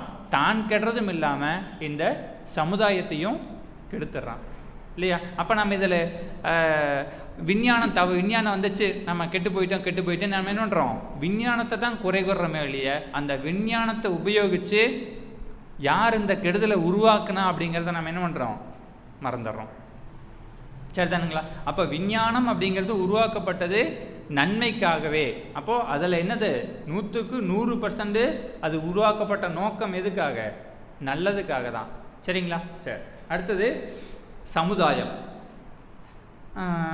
இந்த சமுதாயத்தில் எவ்வளவோ பல விஷயங்கள் இருக்குது இல்லைங்களா? இப்போ நம்ம இதெல்லாமே சமுதாயன்றது என்னங்க? ஒரு கூட்டு அமைப்பு. இதில் குடும்பம், தொழில்கள், நட்பு, இப்போ நான் சொன்னேன் இல்லைங்களா, இந்த மாதிரி விஞ்ஞானம் மற்றது எல்லாமே கலந்ததுன்னு என்ன? ஒரு சமுதாயம். அப்போ அந்த சமுதாயத்தில் எல்லா விஷயங்களுமே இருக்கும். ஆரம்பத்தில் இப்படி தான் இருந்துச்சா? சமுதாயம் என்னமாச்சு? சமுதாயன்றது ஆரம்பத்தில் எப்படி இருந்துச்சு? எல்லாம் இப்போ நாம் சொன்னோம் இல்லைங்களா, ஆதி காலத்தில் இருந்த மனிதன் இயற்கையாக வாழ்ந்தான். அவங்களுடைய பண்பாடு எல்லாமே எப்படி இருந்துச்சு? மற்ற நபர்களுக்கு துன்பம் கொடுக்காம அவங்க இயற்கையோடு ஒன்றி வாழ்ந்தாங்க. இப்போ இதிலேருந்து அடிப்படையாக அறிவு வளர்ச்சி பெற என்னவாச்சு? அவனுடைய இயற்கையில் இருக்கிற பொருட்களை என்ன பண்ணுறான்? அழகுபடுத்தி அதை என்ன பண்ணுறான்? மறுபடியும் தனது தேவைக்காத்த மாதிரி மாற்றி அமைத்து உபயோகிக்க பழகிறான் இல்லைங்களா? இப்படி உபயோகிக்க பழகும்போது தான் ஒவ்வொரு மனிதருக்கும் அந்த அறிவு வளர்ச்சி வர ஏன் நீ உபயோகப்படுத்துன மாதிரி நான் உபயோகப்படுத்தணும், நீ அழகுபடுத்த மாதிரி நான் ஏன் அழகுபடுத்தணும் இப்படின்றதெல்லாம் என்னவாச்சு? கொஞ்சம் கொஞ்சமாக மாறுபாடுகள் ஏற்பட்டதுனால தான் கொஞ்சம் கொஞ்சமாக இன்றைக்கி என்ன ஆச்சு? சமுதாயம் நீ கரெக்டாக நீ நல்ல ஒரு மனிதன் எடுத்துக்கிறான், அவன் நல்ல விஷயத்துக்காக அதை உபயோகப்படுத்துகிறான். இன்னொரு மனிதன் என்ன ஆச்சு? அவனுடைய அறிவு வளர்ச்சியில் கொஞ்சம் மாற்றம் அடையாதனால அதை வேறொரு நோக்கத்துக்காக உபயோகப்படுத்துகிறான். அப்போ இப்படி என்னவாச்சு அப்படின்னா சமுதாயத்தில் நன்மை தீமை இரண்டுமே கலந்து விட்டதுனால அப்போ சமுதாயம் என்பது எப்படி இருக்குதுங்க? நன்மை தீமை இரண்டுமே கலந்த ஒன்றாக தான் இருக்குது. அதுக்காக தான் மனுஷன் என்ன சொல்கிறாங்க? அன்றாடம் இந்த வையகத்தை வாழ்த்தணும் இல்லையா? வையகத்தை நம்ம வாழ்த்தும் போது என்னவாகும்? எல்லாமே கலந்துருக்கிற இந்த வையகத்தை நன்மை மட்டுமே பயக்கக்கூடிய வையகமாக மாற்ற முடியும். அப்படிங்கிறதுனால தானே இந்த வாழ்க வையகத்தை சொன்னார். அப்படி சொல்லும்போது தான் என்னவாகும்? இன்றைக்கி ஒரே ஒரு மகிழ்ச்சி, ஒரு தனிநபர், அந்த தனிநபரால் என்னால் இந்த உலக சேவா சங்கத்தின் மூலயமா ஒரு உலக அமைதியை கொண்டுட்டு வர முடியும் அப்படின்ற ஒரு நம்பிக்கை அவருக்குள்ளே எப்படி உருவாயிருக்கும்? இவ்வளவோ சொல்கிறோம் நம்ம, எவ்வளவோ இன்றைக்கி 100க்கு 100%ல் ஒரு 50% நல்லது 50% தீமைன்னு வச்சிட்டா கூட அவர் அந்த அளவுக்கு ஆழமாக நம்பினதுனால தானே இந்த 50% தீமையும் தாண்டி என்னால் உலக சமுதாயத்தை நிறுவ முடியும்னு சொல்லியிருக்கிறார் இல்லையா? அப்போ இது அவர்னால முடியாத ஒன்றை சொல்லியிருக்காங்களா? அப்போ இருக்குது எல்லாம் சமுதாயன்றது. நாம் இதில் எந்த இடத்துல நாம் சிக்கிக்கிறோம் அப்படின்னா, ஒரு தவறு அப்படின்னு ஒரு துன்பம் அப்படின்னு ஏதாவது இடத்துல நிகழும்போது அதில் எந்த இடத்துலேருந்து நம்மளை மீட்டு அது சமுதாயத்திலேருந்து தப்பு, நான் பண்ணல அப்படின்னு அதுலேருந்து தப்பித்து கொள்ள தான் பார்க்குறோமே வெளியே எந்த இடத்துலையும் அதுக்கு பொறுப்பு ஏற்றுக்கிறல இல்லையா? அப்போது அந்த உலக சமுதாய சேவா சங்கத்தில்னு சொல்லும்போது பார்த்தீங்கன்னா மகிழ்ச்சி எப்பவுமே அவர் உலக நல தொண்டன்னு கையெழுத்து போகிறார். ஏன் உலக நல தொண்டன்? அப்போ உலகம் எந்த வகையில் ஒரு சிரமப்பட்டாலும் அதில் நன்மை அடைந்தாலும் நாம் பொறுப்பேற்றுக்கணும், அதில் ஏதாவது ஒரு வகையில் சிரமப்பட்டாலும் மற்ற ஒரு உயிர் துன்பப்பட்டாலும் அதுக்கு நாம் என்ன பண்ணணும்? பொறுப்பேற்றுக்கணும். இது என்னால் அடைந்த துன்பம் இல்லைனாலும் இந்த துன்பத்தை நான் போக்குறதுக்கு என்ன பண்ணினேன் அப்படிங்கிறத ஏதாவது ஒன்று சிந்திக்கணும் இல்லையா? அப்படி என்னைக்கு எவ்வளோ பேர் சிந்திக்கிறோம்? யார் கஷ்டப்பட்டா எனக்கு என்ன, நான் கரெக்டாக இருக்கிறேன். அழகாக சொல்கிறாங்க. அதாவது இன்றைக்கி நாம் பார்க்குறோம் விவசாயம் மற்ற எல்லா தொழில்களும், இப்போது நெசவு, விவசாயம், மெயினாக அந்த வீடு கட்டுதல், இந்த தொழில்கள்லாம் நம்ம பார்க்குறோம் இல்லைங்களா? இந்த தொழில்கள் இன்னும் கொஞ்சம் கொஞ்சமாக என்ன ஆகிட்டு இருக்கு அப்படின்னா மிஷின் மூலயமா உருவாக்குறான். ரொம்ப அதை ஒரு எப்படி சொல்கிறது, அதனால் பிறருக்கு துன்பம் தர வகையில் தான் அந்த தொழில்கள் மாற்றி அமைக்கப்படுதே ஒழிய இதனால் என்ன பண்ணுறதில்ல, ஒரு பல மனிதர்களுக்கான ஒரு நன்மை பயக்கிற வகையில் ஏதாவது இந்த தொழில்கள் அப்படி ஆரம்பிக்கப்படுதா, இப்போ வளர்ச்சி வருதா அப்படின்னா கிடையாது. இதை யாரை கூட சொல்லிடுறோம்? எல்லாம் காலம் போகிற வேகத்தில் நம்ம போயிடறோன்னு சொல்கிறோம். ஆனால் சமுதாயத்தில் இருக்கிற அனைத்து மனிதர்களும் தான் இதுக்கு பொறுப்பு. நாம் முன்னிருந்து ஒரு விவசாயத்திலேயாவது ஏதாவது ஒரு தடை ஏற்படும் போது அதில் நம்ம முன்னிருந்து இந்த தடையை நான் நீக்கிறதுக்கு என்ன பண்ணலாம், என்னால் என்ன முடியும் அப்படிங்கிறத ஒரு எண்ணத்தால் கூட எண்ணுறதுக்கு யாரும் இன்றைக்கி தயாராக இல்லை. அதுதான் இன்றைக்கி துன்பம் வரத்துக்கான காரணமாக இருக்குது. சாப்பாடு நம்ம இன்றைக்கி கிடைக்கிற மாதிரி என்றைக்குமே கிடைச்சிட்டே இருக்குமா? பணம் இருந்தால் போதுமா? பணத்தள்ளி படத்தில் அழகாக காமிச்சிருக்கிறாங்க. காசு சில்லற காசு வச்சுருப்பாங்க, அதை டம்ளரில் கோர்த்தி அதை குடிக்க முடியுமா? தாகம் அடங்குமா? பசிக்கும், நோட்டாக இருக்கும், எடுத்து சாப்பிட முடியுமா? ஒன்றுமே பண்ண முடியாது இல்லைங்களா? அப்போ சமுதாயத்தில் எல்லாமே இருக்குது. இது இருக்கிறத நம்மளால் முடிஞ்ச அளவுக்கு என்ன பண்ணணும், இதை மாற்றம் கொண்டு வர அளவுக்கு நம்மளால் ஏதாவது ஒரு செயலை செய்ய முடியுதான்னு பார்த்து நம்ம செய்யறதுக்கு முயற்சி பண்ணணும். அப்போது இது எங்கேயோ எனக்கு இப்போதைக்கு இருக்குது. அப்போது இன்றைக்கு இருக்கிற மனிதன் எதை நோக்கி பயணிக்கிறான் அப்படின்னா தற்போதைக்கு என்ன, அதாவது இன்னைக்கு நாள் எனக்கு எப்படி இருக்குது, இது மட்டும்தான் அவனுடைய முழு மூச்சாக அவனுடைய செயல் ஓடிட்டு இருக்குது ஒழிய பிற்காலத்தில் அப்படின்றதும் அதாவது முற்காலத்தில் என்ன நடந்துச்சு, நாம் இப்போ எப்படி இருக்கிறோம், எதிர்காலத்தில் நம்மளுடைய சந்ததியர்கள் எப்படி இருப்பாங்கன்றத ஒரு செகண்ட் உட்காந்து யோசனை பண்ணுறதுக்கு கூட டைம் இல்லாத அளவுக்கு என்ன பண்ணுறான். டைம் இருக்குது, ஆனால் டைமை யாரும் அதுக்கு உபயோகப்படுத்தலை இல்லைங்களா? அப்போ இது உருவாக்கப்பட்ட நோக்கம் நல்லதே ஒழிய இது எந்த விதமான மனிதர்களுக்கு அதுவாக உருவாக்கி துன்பத்தை கொடுக்கணும்னு அவசியம் இல்லை. துன்பத்தை தர அளவுக்கு என்ன பண்ணிட்டான் மனிதனே, இதை தவறாக மாற்றிக்கிட்டான ஒழிய இதனால எந்த துன்பமும் கிடையாது. இப்போ இதனுடைய பொறுப்பு, துன்பம் வர்றதுக்கான பொறுப்பு யாருன்னா முழுக்க மனிதன் தான். அப்போ இது மாதிரி நம்ம என்ன பண்ணோம் அப்படின்னா எல்லா நிலைகளிலும், இப்போது குடும்பம் சொன்ன, ரெண்டாவது தொழில் சொல்லியிருக்கிறோம், நட்பு, சமுதாயம், விஞ்ஞானம். அப்போ இது மாதிரி எல்லா வகையிலும் துன்பம் என்று ஒன்று வருவது என்றால் அந்த வருவதற்கான முதல் பொறுப்பு ஃபஸ்ட்டு யாருக்கு அப்படின்னா மனிதனுக்கு தான். அப்போ அந்த மனிதன் இதை நல்ல வகையில் பயன்படுத்தி இருக்கிறான் அப்படின்னா என்னவாகும் அப்படின்னா இதனால் துன்பமே விளைஞ்சிருக்காது. இது ஏதாவது ஒரு வகையில் இந்த 5லையும் அவனால் தவறு ஒன்று இழைக்கப்படும் போது தான் அதனால் அப்படியே காலந்தொட்டு இன்னைக்கு அது எதை ஒன்று எடுத்தாலும் கெட்டதுன்னு நாம் அந்த ஒரு எண்ண அலைகளை வீசி அதன் மூலயமா மற்றவங்க எல்லாத்துக்கும் அதை பிறவி ஒரு 10 பேர் சேர்ந்து மீண்டும் அதே தவறை செய்யும்போது இன்றைக்கி நமக்கு பார்க்குறது எல்லாமே எப்படி தெரியுது, கெட்டதாகவே தெரியுது. எதை நம்புறது எதை நம்பக்கூடாதுன்னே தெரியாத அளவுக்கு இருக்குது. ஆனால் இது யாருக்கு இல்லை, மனவளக்கலை பயின்ற அன்பர்களுக்கு கிடையாது. காரணம் என்ன அப்படின்னா நம்ம என்ன பண்ணுறோம், நம்மளுடைய பயிற்சிகளை முழுமையாக செய்யும்போது, மகிழ்ச்சி அழகாக சொல்லியிருக்காங்க இல்லைங்களா, நீங்கள் பயிற்சிகளை முறையாக செய்து வரும்போது நீங்கள் எந்த விஷயத்துக்கும் என்ன பண்ணிக்க வேண்டிய அவசியம் கிடையாது, அலட்டி கொள்ள வேண்டிய அவசியமே கிடையாது இல்லையா? அப்போ இயற்கைன்றது எதையாவது நம்ம மாற்றி அமைக்க முடியுமா? இப்போ இன்னைக்கு இந்த செகண்டில் நம்ம உட்காந்து எல்லாமே பேசிகிட்டு இருக்கோம் இல்லைங்களா, அடுத்த செகண்ட் இயற்கையில் என்ன நடக்கும்னு யாருக்காவது நமக்கு தெரியுமா? ஆனால் நம்ம என்ன பண்ணுறோம், ஜாலியாக உட்காந்து பேசுகிறோம், கேட்குறோம், என்ன விதமானாலும் நம்ம என்ன பண்ணுறோம், எந்த விஷயத்தையும் நம்ம அழட்டிக்காமல் இருக்கிறோம். இதுக்கெல்லாம் என்ன காரணம்? நம்மளுடைய பயிற்சிகள் நமக்கு கொடுத்த ஆற்றல். இந்த ஆற்றல் இல்லை அப்படின்னா நம்ம எப்படி இருப்போம், இந்த இடத்துல இல்லாமல் எங்கேயாவது போய் உட்காந்து நாளைக்கு காலையில் யார் வந்து நம்மளை என்ன கேள்வி கேட்பாங்க, அடுத்து என்ன நடக்கும், இன்னும் 10 வருஷம் கழிச்சு நம்மளாம் எப்படி இருப்போம், என்னுடைய கடன்லாம் அடைக்க முடியுமா, இந்த மாதிரி என்ன பண்ணுவோம், ஒரு தேவையில்லாத எண்ணத்தை தான் ஏந்தி அந்த எண்ணத்து மூலயமா நம்ம கவலைப்பட்டுட்டு தான் உட்காந்துருப்போமே ஒழிய நம்ம நடக்கிறதையும் எதிர்காலத்தையும் எப்படி இருப்போம். ஏன் அப்படின்னா நம்ம எதிர்காலத்தை பற்றி யோசிக்கலேன்னு கிடையாது. ஏன் அப்படின்னா நம்மளுடைய செயல்கள் இப்போ எப்படி இருக்குது, எதிர்காலத்தில் நமக்கு துன்பம் கொடுக்காத வகையில்.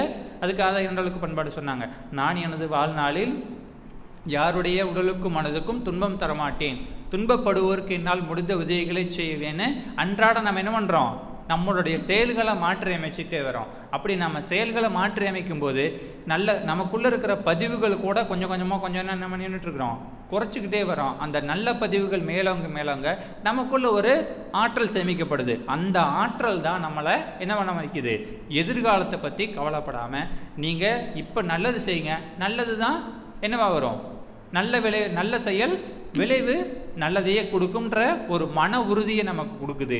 அப்படி நாம் இந்த கொடுக்கறதுக்கான எது நமக்கு முதலாக இருக்குது அப்படின்னா நம்மளுடைய பயிற்சிகள் தான் முதலாக இருக்குது இல்லைங்களா. அப்போ இதை நம்ம கண் கூட பார்க்க முடியும். நீங்கள் நல்லா யோசனை பண்ணி பாருங்கள், உங்களுக்கு ஏதாவது ஒரு வகையில் உங்களுடைய குடும்பத்தில் நான் இப்போ சொன்னேன் இல்லைங்களா, ஒன்று குடும்பம், ரெண்டாவது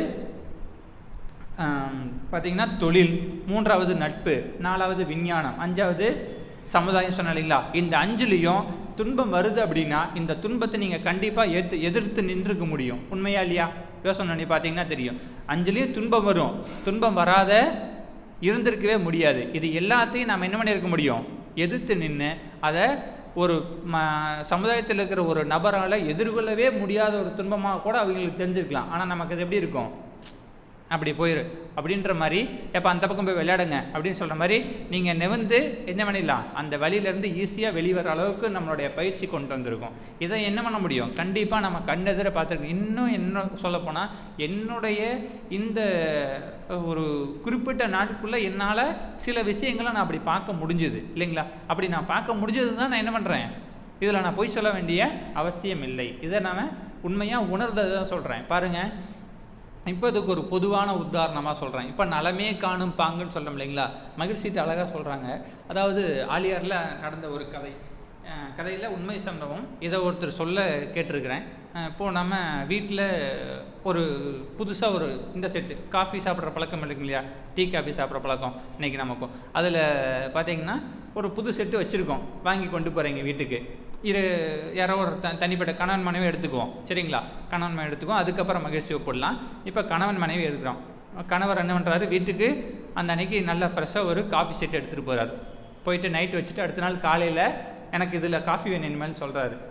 எடுத்து அந்த அம்மா பிரித்து வேகமாக காஃபி ஊற்றுறதுக்கு எடுத்து டமார்னு போட்டு உடச்சிட்றாங்க. என்ன சொல்லுவாங்க,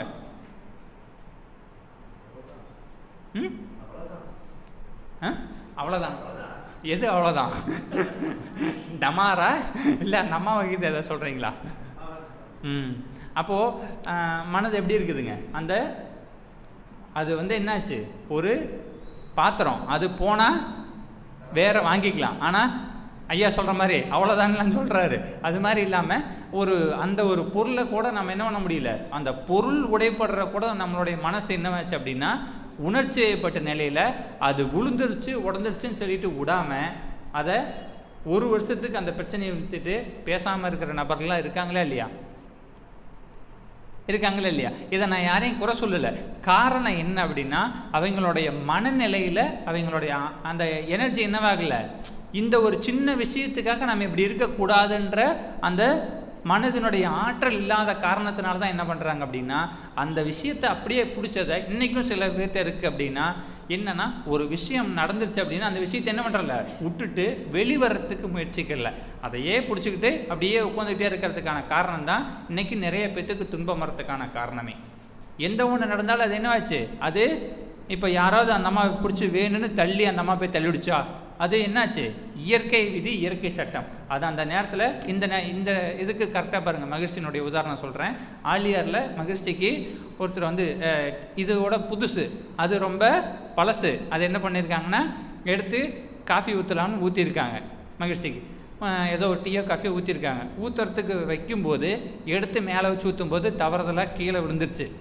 அங்கே பக்கத்தில் இருந்து அதை தவறுதலாக விட்ட நபருக்கு ரொம்ப கைகாலெலாம் நடுங்க ஆரம்பிச்சிருச்சு. மகிழ்ச்சி பார்த்துட்டு என்ன சொன்னாரம்மா, ஜஸ்ட்டு ஒரு செகண்ட் இப்படி திரும்பி இப்படி பார்த்ததுமே அவருக்கு நடுங்க ஆரம்பிச்சிச்சான். ஐயோ இப்படி தப்பு பண்ணிட்டோமேன்ட்டு. ஆனால் மகிழ்ச்சி என்ன சொன்னாராம்மா, ரொம்ப நாளாக நான் நினச்சிட்டு இருந்தேன் இதை மாற்றலாம், பழசாயிடுச்சுன்னு, இன்னைக்கு அதுக்கான நேரம் வந்துடுச்சு போல இருக்கு அப்படின்னாங்க. அப்போ எந்த அளவுக்கு பாருங்கள், அவருடைய மன அலைச்சூழல் வேகம் எந்த அளவில் இருந்தால் இப்படி ஒரு பதிலை சொல்லியிருப்பாங்க. நாம் என்ன பண்ணியிருப்போம், வானத்துக்கும் பூமிக்கும் கூச்சிருப்போம் இல்லையா இல்லையா. அப்போ அந்த ஒரு குறிப்பிட்ட அந்த ஒரு பயிற்சி எடுத்த நபர் பாருங்கள், அவங்களுடைய அந்த ஒரு எனர்ஜி எப்படி இருக்குது, நம்மளுடைய எனர்ஜி எப்படி இருக்குதுன்னு பாருங்கள். இதுக்காக தான் இன்றைக்கும் நம்ம நிறையா நமக்கு துன்பம் வரத்துக்கான காரணம் என்ன அப்படின்னா, நம்மளுடைய மன அலைச்சூழல் வேகத்தை நம்ம குறைச்சிக்கிறதே இல்லை. இதுக்கு தான் எது உதவும் அப்படின்னா நம்முடைய அகத்தவ பயிற்சி உதவும். இன்றைக்கி ஒரு புக்கில் தான் கரெக்டாக படிக்கும்போது நினச்சேன், ஆரம்ப காலத்தில் தவம் பண்ணவங்க ரொம்ப கோவப்படுவாங்களாமா. அதுக்கு என்ன காரணம் அப்படின்னா, அவங்கள்ட்ட இந்த குணங்களை சீரமைச்சுக்கான பயிற்சிகளை என்ன இல்லைன்னா கிடைக்கலையாம். ஆரம்ப காலத்தில் தவம் கிடைச்சிது, ஆனால் அந்த தவத்தின் மூலயமா ஒரு மனிதன் எப்படிப்பட்ட குணங்களை வளர்த்துக்கணும், எப்படிப்பட்ட குணங்களை விடணும் அப்படிங்கிற பயிற்சிகள் அவங்களுக்கு கிடைக்கல. அதனால தான் ஆரம்பத்தில் தவம் பண்ணவங்க அதிகமாக கோவப்படுவாங்க அப்படின்னு சொல்லியிருக்காங்க. அப்போது மகிழ்ச்சிட்ட என்ன ப்ளஸ் அப்படின்னு பார்க்கும்போது, அதுக்காக தான் நமக்கு என்ன நினச்சாங்க, தவத்தினால ஆற்றலையும் பெருக்கிக்கிறோம், அந்த ஆற்றலை கொண்டு ஒரு மனிதன் அவங்களுக்கு வேண்டிய அவனுக்குள்ளே இருக்கக்கூடிய குணங்களையும் நம்ம என்ன பண்ணுறோம், சீரமைக்கிறதுக்கான பயிற்சி தான் அகத்தவம். மனதினுடைய ஆற்றலை பெருக்க அகத்தாய்வு பயிற்சி தான் என்னங்க, நம்மளுடைய அந்த ஆற்றலை முறையாக சீரமைத்து அதை செலவழிக்கிறதுக்கு. சரிங்களா. அப்போ இதுதான் ஒரு பயிற்சி பெற்ற நபருக்கு இருக்கும், இது தேவையாக இருக்கும் அப்படின்னு சொல்கிறாங்க. சரிங்களா. அப்போது இதில் கரெக்டாக ஒரு பாருங்கள் சொல்கிறாரு, இக்குணத்தை, அப்போ குணம்ங்கிறத சொல்கிறார், குணத்தை மெய்விளக்க குழுவினிலே. அப்போ உலக சமுதாய சேவா சங்கத்தில் ஒரு நபராக இருக்கிறவங்க இப்படிப்பட்ட குணத்தெல்லாம் நம்ம என்ன பண்ணணும், வளர்த்திக்கணும் அப்படின்னு சொல்கிறாங்க. அப்போ இப்படிப்பட்ட குணத்தை வளர்த்திக்கிட்டா உண்மையில் நீ ஒரு உறுப்பினர் நீயானால், அப்போ அந்த ஒரு உலக சமுதாய சங்கத்தில் ஒரு உறுப்பினராக இருக்கிறன்னா இப்படிப்பட்ட குணத்திலம்லாம் நீங்கள் வளர்த்துக்கணும் அப்படிங்கிறத வலியுறுத்துகிறாங்க. அப்போது நலமே காணும் பாங்கு அப்படிங்கும்போது எல்லா வகையிலும் எல்லாமே ஒரு இதாக இருந்தாலுமே கூட அது இல்லாமல் என்ன பண்ணணும், முடிஞ்ச அளவுக்கு நம்மளுடைய நல்லது என்னன்னு நம்ம நோக்கி அதனுடைய பயணத்தில் தான் நம்ம போகணும் ஒழிய இது இப்படி இருக்குது, இது இப்படி இருக்குது, இப்படி இருக்குன்ட்டு அதுலேயே நம்ம என்ன பண்ணிட்டு இருக்கக்கூடாது. மெயினாக மகிழ்ச்சி கடைசியாக சொன்ன வார்த்தைகளை சொல்லி நான் நிறைவு செய்கிறேன். பாருங்கள், இதில் இந்த நலமே காணும் பாங்கில் மெயினாக மகிழ்ச்சி சொன்னது கணவன் மனைவிக்கு இடையில் இருக்கிறத அந்த ஒரு உறவை மட்டும்தான் ரொம்ப வலியுறுத்தி சொல்லியிருக்கிறாங்க. இதில் கணவன் மனைவி உறவிலே கூட திருமணத்திலிருந்து இன்று வரை அந்த அம்மா செய்த நன்மைகள் எவை என்று கணவன் எண்ணி பார்க்க வேண்டும், கணவன் என்ன செஞ்சாங்கிறத அந்த அம்மா எண்ணி பார்க்கணும் அப்படின்னு ரெண்டு பேர்த்துக்கு இடையில் அவர்கள் ஒருத்தருக்கு ஒருத்தர் செஞ்ச நன்மைகளை மட்டும்தான் எண்ணி பார்க்கணுமே ஒழிய அவங்க செஞ்ச ஒரு தவறு செஞ்சுட்டாங்க. இதுக்கு ஒரு உதாரணம், ஆலியார்லேயே ஒரு அம்மா நல்ல பயிற்சி எடுத்துருக்குறாங்க. அந்த அம்மா ரொம்ப நாள் கழித்து பயிற்சியில் தான் இருக்கிறாங்க. அவங்க வீட்டுக்காரர் பயிற்சிக்கெலாம் அனுப்பிச்சி வச்சுருக்காரு. பயிற்சியெல்லாம் எடுத்துட்டு கொஞ்ச நாள் ரொம்ப ஒரு 50 வயசு அந்த மாதிரி ஆயிடுச்சுங்களாம். அந்த அம்மா என்ன பண்ணியிருக்காங்க, மகிழ்ச்சிட்ட பயிற்சி அந்த நாள் முடிஞ்சிச்சு, ஆஃப்டர்நூன் பிரேக்கு என்ன பண்ணியிருக்காங்கன்னா, மகிழ்ச்சி நீங்கள் என்ன ஆசீர்வாதம் பண்ணுன்னு சொல்லியிருக்கிறாங்க. மகிழ்ச்சிக்கு என்னன்னு தெரில, என்னன்னு சொல்லிட்டு சரிங்கம்மா ஆசீர்வாதம் பண்ணலாம், என்ன காரியம் என்னன்னு கேட்கும்போது நான் எங்கள் வீட்டுக்கார்ட்ட டைவர்ஸ் வாங்கலாம்னு இருக்கிறேன் அப்படிங்கும்போது மகிழ்ச்சிக்கு பக்குன்னு இருந்துச்சாம். டைவர்ஸா, ஏங்கம்மா என்னாச்சு, நீங்கள் இவ்வளோ வயசுக்கு அப்புறம் நீங்கள் டைவர்ஸ் வாங்குறீங்கிறீங்க அப்படிங்கும்போது, இல்லைங்க என்னால் சமாளிக்கவே முடியல, எங்கள் வீட்டுக்காரர் ரொம்ப என்ன டார்ச்சர் பண்ணுறாரு, எனக்கு ரொம்ப ஒன்றுமே முடியல, அவர்னால மேலே என்னால் அவர் கூட இருக்கவே முடியாது, வாழவே முடியாது அப்படின்லாம் ரொம்ப இது பண்ணியிருக்கிறாங்க. அந்த அம்மா ரொம்ப உணர்ச்சியை பட்டினில் பேசும்போது மகிழ்ச்சி பாட்டு, அம்மா பொறுமையாக இருங்க, நான் சொல்கிற விஷயங்களை கவனிங்க, உணவு இடைவேளைக்கு அப்புறம் நம்ம சாயந்தரம் இதை நம்ம மேற்கொண்டு பேசலாம். இதே சூழ்நிலையில் உங்கள் மனநிலை இருந்துச்சு அப்படின்னா அப்போ நான் ஆசீர்வாதம் பண்ணி அனுப்புகிறேன், நீங்கள் வேணால் அப்போ போய் பாருங்கள் அப்படின்னு சொல்லியிருக்கிறாங்க. அப்போது அவர் ஒரு 2 வார்த்தை இதை மட்டும் நீங்கள் சிந்திச்சுட்டு வாங்கன்னு சொல்லியிருக்கிறாங்க. என்னென்னா, இதுவரை நீங்கள் கல்யாணம் பண்ண நாள்லேருந்து இன்னைக்கு வரைக்கும் அவர் எந்த வகையிலும் உங்களுக்கு நல்லது பண்ணதே கிடையாதா, எந்த வகையிலையும் நன்மை செய்திருக்கிறாரா இல்லையா, அது துன்பம் மட்டுமே கல்யாணம் பண்ண நாளிலேருந்து இன்னைக்கு வரைக்கும் துன்பம் மட்டும்தான் தந்தாரா, ஏதாவது ஒரு வகையில் நல்லது செய்ததே இல்லையா அப்படின்னு சிந்தனை மட்டும் பண்ணிவிட்டு சாயந்தரம் வாங்க, இப்போ வேண்டாம், உணர்ச்சி வயப்பட்ட நிலையில் இருக்கிறீங்க, சாயந்தரம் வாங்கன்னு சொல்லி அனுப்பிச்சிட்டாங்களாம். அந்த அம்மா சாப்பிட்டு போயிட்டு சிந்தனையை பண்ண ஆரம்பிச்சுட்டு சாயந்தரம் வந்து அந்த அமர்வை முடிச்சதுக்கப்புறம் கண்ணீர் விட்டு அழுக ஆரம்பிச்சிருச்சு. சாமி என்ன மன்னிச்சிருங்க, நான் வந்து ரொம்ப உணர்ச்சி வயப்பட்ட நிலையில் என்ன பண்ணிட்டேன், இந்த தவறை பண்ணிட்டேன், இது வந்து நான் பண்ணியிருக்கக்கூடாது. இன்றைக்கு வரைக்கும் நான் இப்போ பயிற்சிக்கு வர்றது முதற்கொண்டு அவர் என்னை அனுப்பிச்சி வச்சதுனால தான் என்ன பண்ண முடியுது, நான் பயிற்சிக்கு வந்திருக்க முடியுது. அப்போ நான் இவ்வளவும் நான் நல்லது பண்ணியிருக்காரு. என்னால் அந்த ஒரு மனசுக்கு வந்து என்னுடைய அந்த உணர்ச்சி வயப்பட்ட நிலையினால் என்னால் அதுலேருந்து வெளிவராமல் அவர் செஞ்ச தப்பு மட்டும்தான் எனக்குள்ளே இருந்துகிட்டே இருக்குது. அவர் செஞ்ச நல்லது எல்லாமே என்னவாச்சு, எனக்கு மறந்து போச்சு. இப்போ நீங்கள் என்ன கொஞ்சம் அந்த சாந்தப்படுத்தி என்னை அதை நினச்சி பார்க்கும்போது தான் நான் இவ்வளோ பெரிய தப்பு பண்ணிட்டேன் அப்படின்றது எனக்கு உள்ளுக்குள்ளே என்னை கேள்வி கேட்க ஆரம்பிச்சிருச்சு. இனிமேல் நான் இந்த தவறை செய்ய மாட்டேன் அப்படின்னு சொல்லிட்டு அந்த அம்மா ரொம்ப வருந்தி சொல்லியிருக்காங்க. அப்போது இன்றைக்கு நடக்கிற ரொம்ப எல்லா செயல்களுமே நம்ம எப்படி இருக்கும் அப்படின்னா உணர்ச்சி வயப்பட்ட நிலையில் இருக்கிறதுனால தான் இன்றைக்கும் பெரும்பாலும் நமக்கு வரக்கூடிய துன்பங்களுக்கு காரணமாக இருப்பது நாம் செய்யக்கூடிய உணர்ச்சி வயப்பட்ட நிலையில் செய்யும் செயல்களை.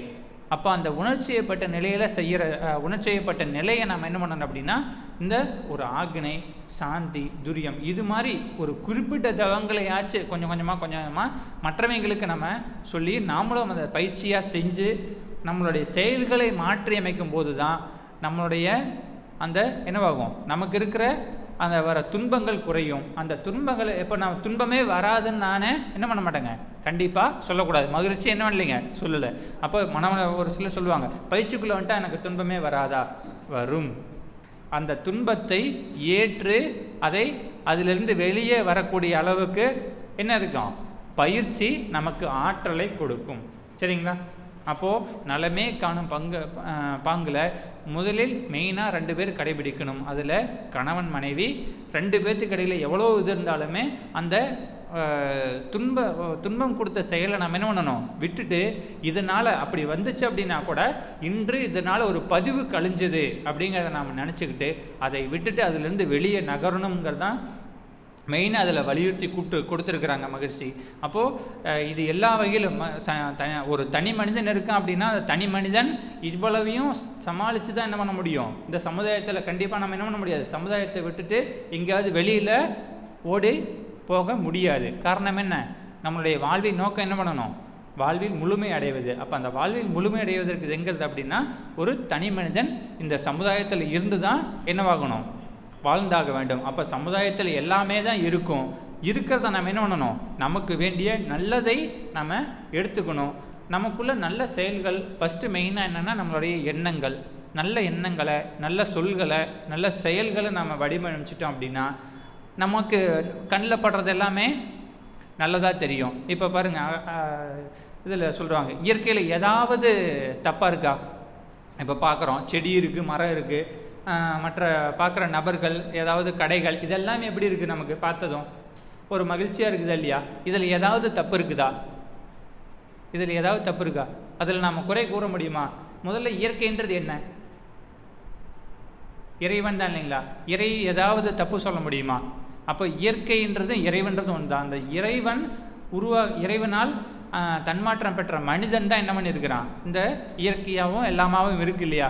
இப்போ இதில் ஏதாவது ஒரு வகையில் நாம் குறை சொல்லலான்னா கண்டிப்பாக யாரை குறை சொல்லணும், மனிதனை மட்டும்தான் குறை சொல்லணுமே வெளியே இயற்கையை குறை சொல்ல ஒன்றுமே கிடையாது. இயற்கை என்பதுங்க என்னங்க, ஆரம்பத்திலேருந்து முடிவு வரைக்கும் ஒன்றே ஒன்று தான். அதில் எந்த விதமான மாற்றமும் இயற்கையால் பண்ணப்பட்டதில்லை, மனிதனால் பண்ணப்பட்டது தான். அப்போது தப்புன்ற ஒரு தவறுன்றது ஒன்று நடக்குது, துன்பம் வருது அப்படின்னா அது அவன் செய்த செயலுக்கான விளைவு தான் அவனுக்கு துன்பமாக வருது. அப்போது நான் நல்லது தான் செஞ்சிட்ருக்கிறேன், எனக்கு துன்பம் வருது அப்படின்னா அது முன்னாடி இருந்த பதிவுகள்னால வரலாம். அந்த பதிவுகளை கொஞ்சம் கொஞ்சமாக நம்ம போக்கிக்கிட்டோம் அப்படின்னா அதிலிருந்து இன்பம் துன்பமற்ற நிலையிலிருந்து மாறி அமைதி நிலைக்கு வந்து அந்த நிலையிலிருந்து நம்ம பேரின்ப நிலையை அடைவதற்கு இந்த பயிற்சிகள் உதவும் அப்படிங்கிறத நம்ம கூறி, நலமே காணும் பாங்கு நல்ல பயிற்சி எடுத்துக்கிட்டு பயிற்சியை நாம் முறையாக கடைபிடிக்கும் போது இதில் நாம் அனைவரும் வெற்றி காண்போம் என்ற சிந்தனையை நாம் இதோடு நிறைவு செய்யலாம். அனைவருக்கும் நன்றிகள். வாழ்க வையகம், வாழ்க வையகம், வாழ்க வளமுடன். வாய்ப்பளித்ததற்காக உலக சமுதாய சேவா சங்கத்துக்கும் பவானி அறிவுத்திருக்கோயிலுக்கும் எனது மனமார்ந்த நன்றிகளை தெரிவித்துக் கொள்கிறேன். வாழ்க வளமுடன். வாழ்க வளமுடன். வாழ்க வளமுடன். ஐயா ரொம்ப சிறப்பாக நலமே காணும் பாங்கு அப்படிங்கிற தலைப்பில் ரொம்ப சிறப்பாக கோபிநாத் ஐயா பேசினார். அதாவது இதில் மட்டும் எது நடந்ததோ அதை சொல்லுவாங்க இல்லைங்களா, அது நன்றாகவே நடந்தது. எது நடக்கிறதோ அதுவும் நன்றாகவே நடக்கிறது.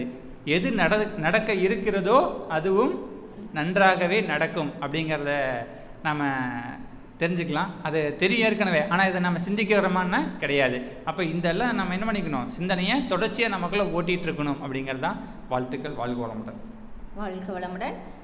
அதாவது ஃபஸ்ட்டு குடும்பம் அப்படிங்கிறது, அதாவது நலமே அப்படின்னா நன்மை, அதாவது தீமை. நன்மை அதாவது நன்மை அப்படின்னா என்ன, தீமை அப்படின்னா என்ன, நன்மையை மட்டும் எடுத்துக்கணும், தீமைங்கிற என்னது வேண்டாம் அப்படின்னு சொல்லியிருக்கிறாரு. அதாவது நன்மை அப்படின்னா நல்லது கெட்டது, கெட்டதை விட்டுட்டு எந்த ஒரு குடும்பத்தில் பிரச்சனைனாலும் அவரால் அந்த அம்மாவுக்கும் அம்மானால் அவருக்கும் நல்லது நடந்திருக்கும். அதனால் அந்த பிரச்சனையை மறந்துட்டு நலமே காணணும் அப்படின்னு சொல்லியிருக்கிறாரு. குடும்பத்தில் இணக்கம் வேணும் அப்படின்ட்டு இருக்கிறாரு. அப்புறம் தொழில்னால் எல்லாருக்கும் தொழில் வேணும், அந்த தொழிலையும் நல்லது காணணும் அப்படிங்கிறாரு. அப்புறம் நட்புலேயும் அப்படித்தான். நட்பு வந்து 2 பேருக்குள்ளே இருக்கும்போது அது நட்பாக இருக்கும். 3வது ஒருத்தர் வந்தார், அதில் பிணக்கு வர வாய்ப்பு இருக்குது, அதுலேயும் நல்லது தான் பார்த்துக்கணும் அப்படிங்கிறாரு. அப்புறம் சூழ்நிலையினால் நிறையா பிரச்சனைகளை சந்திக்கணும், அதுலேயும் நல்லது தான் காங்கணுங்கிறாரு. அப்புறம் விஞ்ஞானத்துலேயுமே எல்லாமே நன்மைக்காகத்தான் உருவாக்கப்படுகிறது. ஆனால் எல்லா நன்மைக்காக இருந்தாலும் மனிதர்களுடைய எண்ண அலைகளால் விஞ்ஞானத்துலேயும் சில, அதாவது காந்த பதிவுகளால் இந்த வான்காந்தத்தில் வந்து மக்களோட எண்ணங்கள் வந்து தவறான எண்ணங்கள் போய் பதியறதுனால அது இன்னொரு மனிதனால் அது வந்து குறையாக வந்து அமையுது, அதுவும் வேணாம் அப்படிங்கிறது. சமுதாயம் துன்பத்திற்கு காரணம் வந்து சமுதாயம்தான். அதாவது ஒரு தனி மனிதன் வந்து என்ன செய்கிறானோ அது அந்த சமுதாயத்தில் போய் சேருது அப்படின்னு சொல்லியிருக்கிறாரு. அதாவது நலமே காணும் பாங்கு அப்படின்னா நல்லதை மட்டும் பார்க்கக்கூடிய ஒரு பாங்கு மனிதனுக்கு வேணும் அப்படின்னு இருக்கிறாரு. பாங்கு அப்படின்னா சொன்னால் ஒரு வார்த்தை சொல்லுவாங்க, பாங்காக வச்சுக்கோ, ஒரு பொருள் கொடுத்தாலும் இதை பாங்காக பத்திரமா வச்சுக்கோ அப்படிம்பாங்க. அதை பாங்காக வச்சுக்கிட்டா மட்டும் போதுமா அப்படின்னு சொன்னால், பாங்காக வச்சுக்கிட்டா நாம் வந்து அது நம்மகிட்டயே இருந்துரும். அதை வச்சுக்காம அதை என்ன பண்ண வேணும், சமுதாயத்துக்கு கொடுக்கணும். அப்படின்னா என்ன பண்ணணும், நம்ம பக்குவப்பட்டால் மட்டும்தான் சமுதாயத்துக்கு கொடுக்க முடியும். ஒரு பாங்காக அதை நாம் வச்சுக்கிட்டா வந்து நாமளே பத்திரமா வச்சுக்கிட்டு தான் இருப்போம். ஆனால் சமுதாயத்துக்கு கொடுக்கணும்னு என்ன பண்ணணும், பக்குவப்படணும். அந்த நிலையில தான் மகரிஷி பக்குவப்பட்டார். மகரிஷி வந்து நிறைய அடிகளை வாங்கினார். அடிகள் வாங்கி பக்குவப்பட்டார். அந்த பக்குவப்படங்காடி தான் அவருக்கு இந்த ஞானம் கிடைச்சிச்சு. அப்படி பக்குவப்பட்டு கிடைச்ச ஞானத்தை இந்த சமுதாயத்துக்கு கொடுக்கணும் அப்படிங்கிறதுக்காகத்தான் அவர் வந்து உலக சமுதாய சேவா சங்கத்தை ஆரம்பித்து தனி மனிதனாக ஆரம்பித்து கடைசியில் இவ்வளோ ஒரு பெரிய அமைப்பாக உருவாக்கி இருக்கிறாரு. இந்த நிலையை நாம் அடையணும் அப்படின்னு சொன்னால் நாம் குடும்பத்தில் இருந்தோம், இந்த சமுதாயத்தில் இருந்தோ, இல்லை விஞ்ஞானத்தில் இருந்தோ, நட்பில் இருந்தோ, எல்லாத்துலேயும் நலமே காங்கக்கூடிய நம்மளுடைய நல்ல எண்ணங்களை வளர்த்துக்கணும் அப்படிங்கிறது வந்து தெளிவாக எடுத்து கூறியிருக்கிறாரு.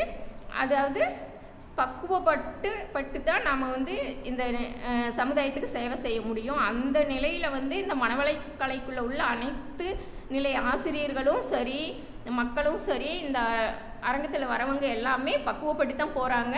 வேண்டான்னு விட்டுட்டு போனாலும் கூட ஏதோ ஒரு சூழ்நிலையில் மறுபடியும் உள்ளே வந்துடுவாங்க. அந்த பக்குவத்துக்கு அதாவது மனம் வந்து கேள்வி கேட்காம இருக்கிறதில்ல, கேள்வி கேட்டு மறுபடியும் அந்த நிலையில் வேண்டான்னு போனவங்க கூட அவங்க மனசு கேள்வி கேட்காம இருக்காது, மனசு கேள்வி கேட்கும். ஏன்னா அப்படி ஒரு தூண்டுதலை வந்து மகரிஷி உருவாக்கி இருக்கிறாரு. அப்படிப்பட்ட நிலைக்கு உருவாக்கின மகரிஷிக்கு நன்றி. அதே மாதிரி சிறப்பாக இந்த பக்குவப்பட்டு நாமளும் இந்த சமுதாயத்திற்கு சேவை செய்ய முனைவோம் என்று கூறி இவ்வளவு ஒரு சிறப்பான சிந்தனை விருதை அளித்த கோபிநாத் அவர்களை மனமாற வாழ்த்துவோம். அனைவரும் தவநிலைக்கு வந்து விடலாம்.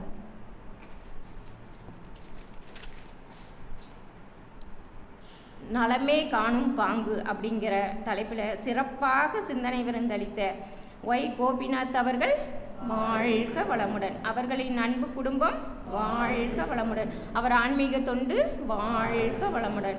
அவர் நட்பு நலம் வாழ்க வளமுடன். அவர் வாழ்வில் எல்லா வளங்களும் நிறைவாக பெற வாழ்க வளமுடன். வாழ்க வளமுடன். நன்றி உரை.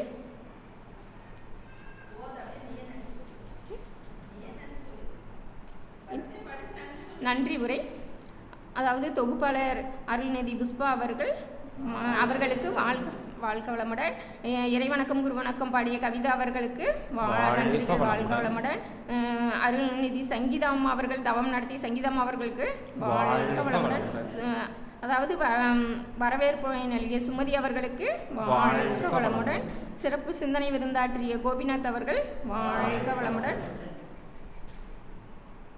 அடுத்தது அறிவிப்பு. அதாவது ஒவ்வொரு மாதமும் 20ஆம் தேதியான இங்கே இந்த மன்றத்தில் ஆன்மீக அறிமுக வகுப்பு நடக்குது. அதில் நீங்கள் உங்களுக்கு தெரிஞ்சவங்களை கூட்டிகிட்டு சேர்த்து விடலாம். வாழ்க வளமுடன். வாழ்க வளமுடன். உலக நல வாழ்த்து. உலகமெல்லாம் பருவமழை ஒத்தபடி பெய்யட்டும். உலகெல்லாம் தானியத்தை உவப்புடனே பெருக்கட்டும். பல தொழில்கள் புரிகின்ற பாட்டாளி உயரட்டும். பகுத்துணர்வில் தொகுத்துணர்வு பண்பாட்டை உயர்த்தட்டும். கலகங்கள் போட்டி பகை கடந்தாட்சி நடக்கட்டும். கல்லாமை கடன்வறுமை களங்கங்கள் மறையட்டும். நலவாழ்வை அளிக்கும் மெய் ஞான ஒளி வீசட்டும். நம் கடமை அறவாழ்வின் நாட்டத்தே சிறக்கட்டும். நம் கடமை அறவாழ்வின் நாட்டத்தே சிறக்கட்டும். நம் கடமை அறவாழ்வின் நாட்டத்தே சிறக்கட்டும். வாழ்க வையகம். வாழ்க வையகம். வாழ்க வளமுடன்.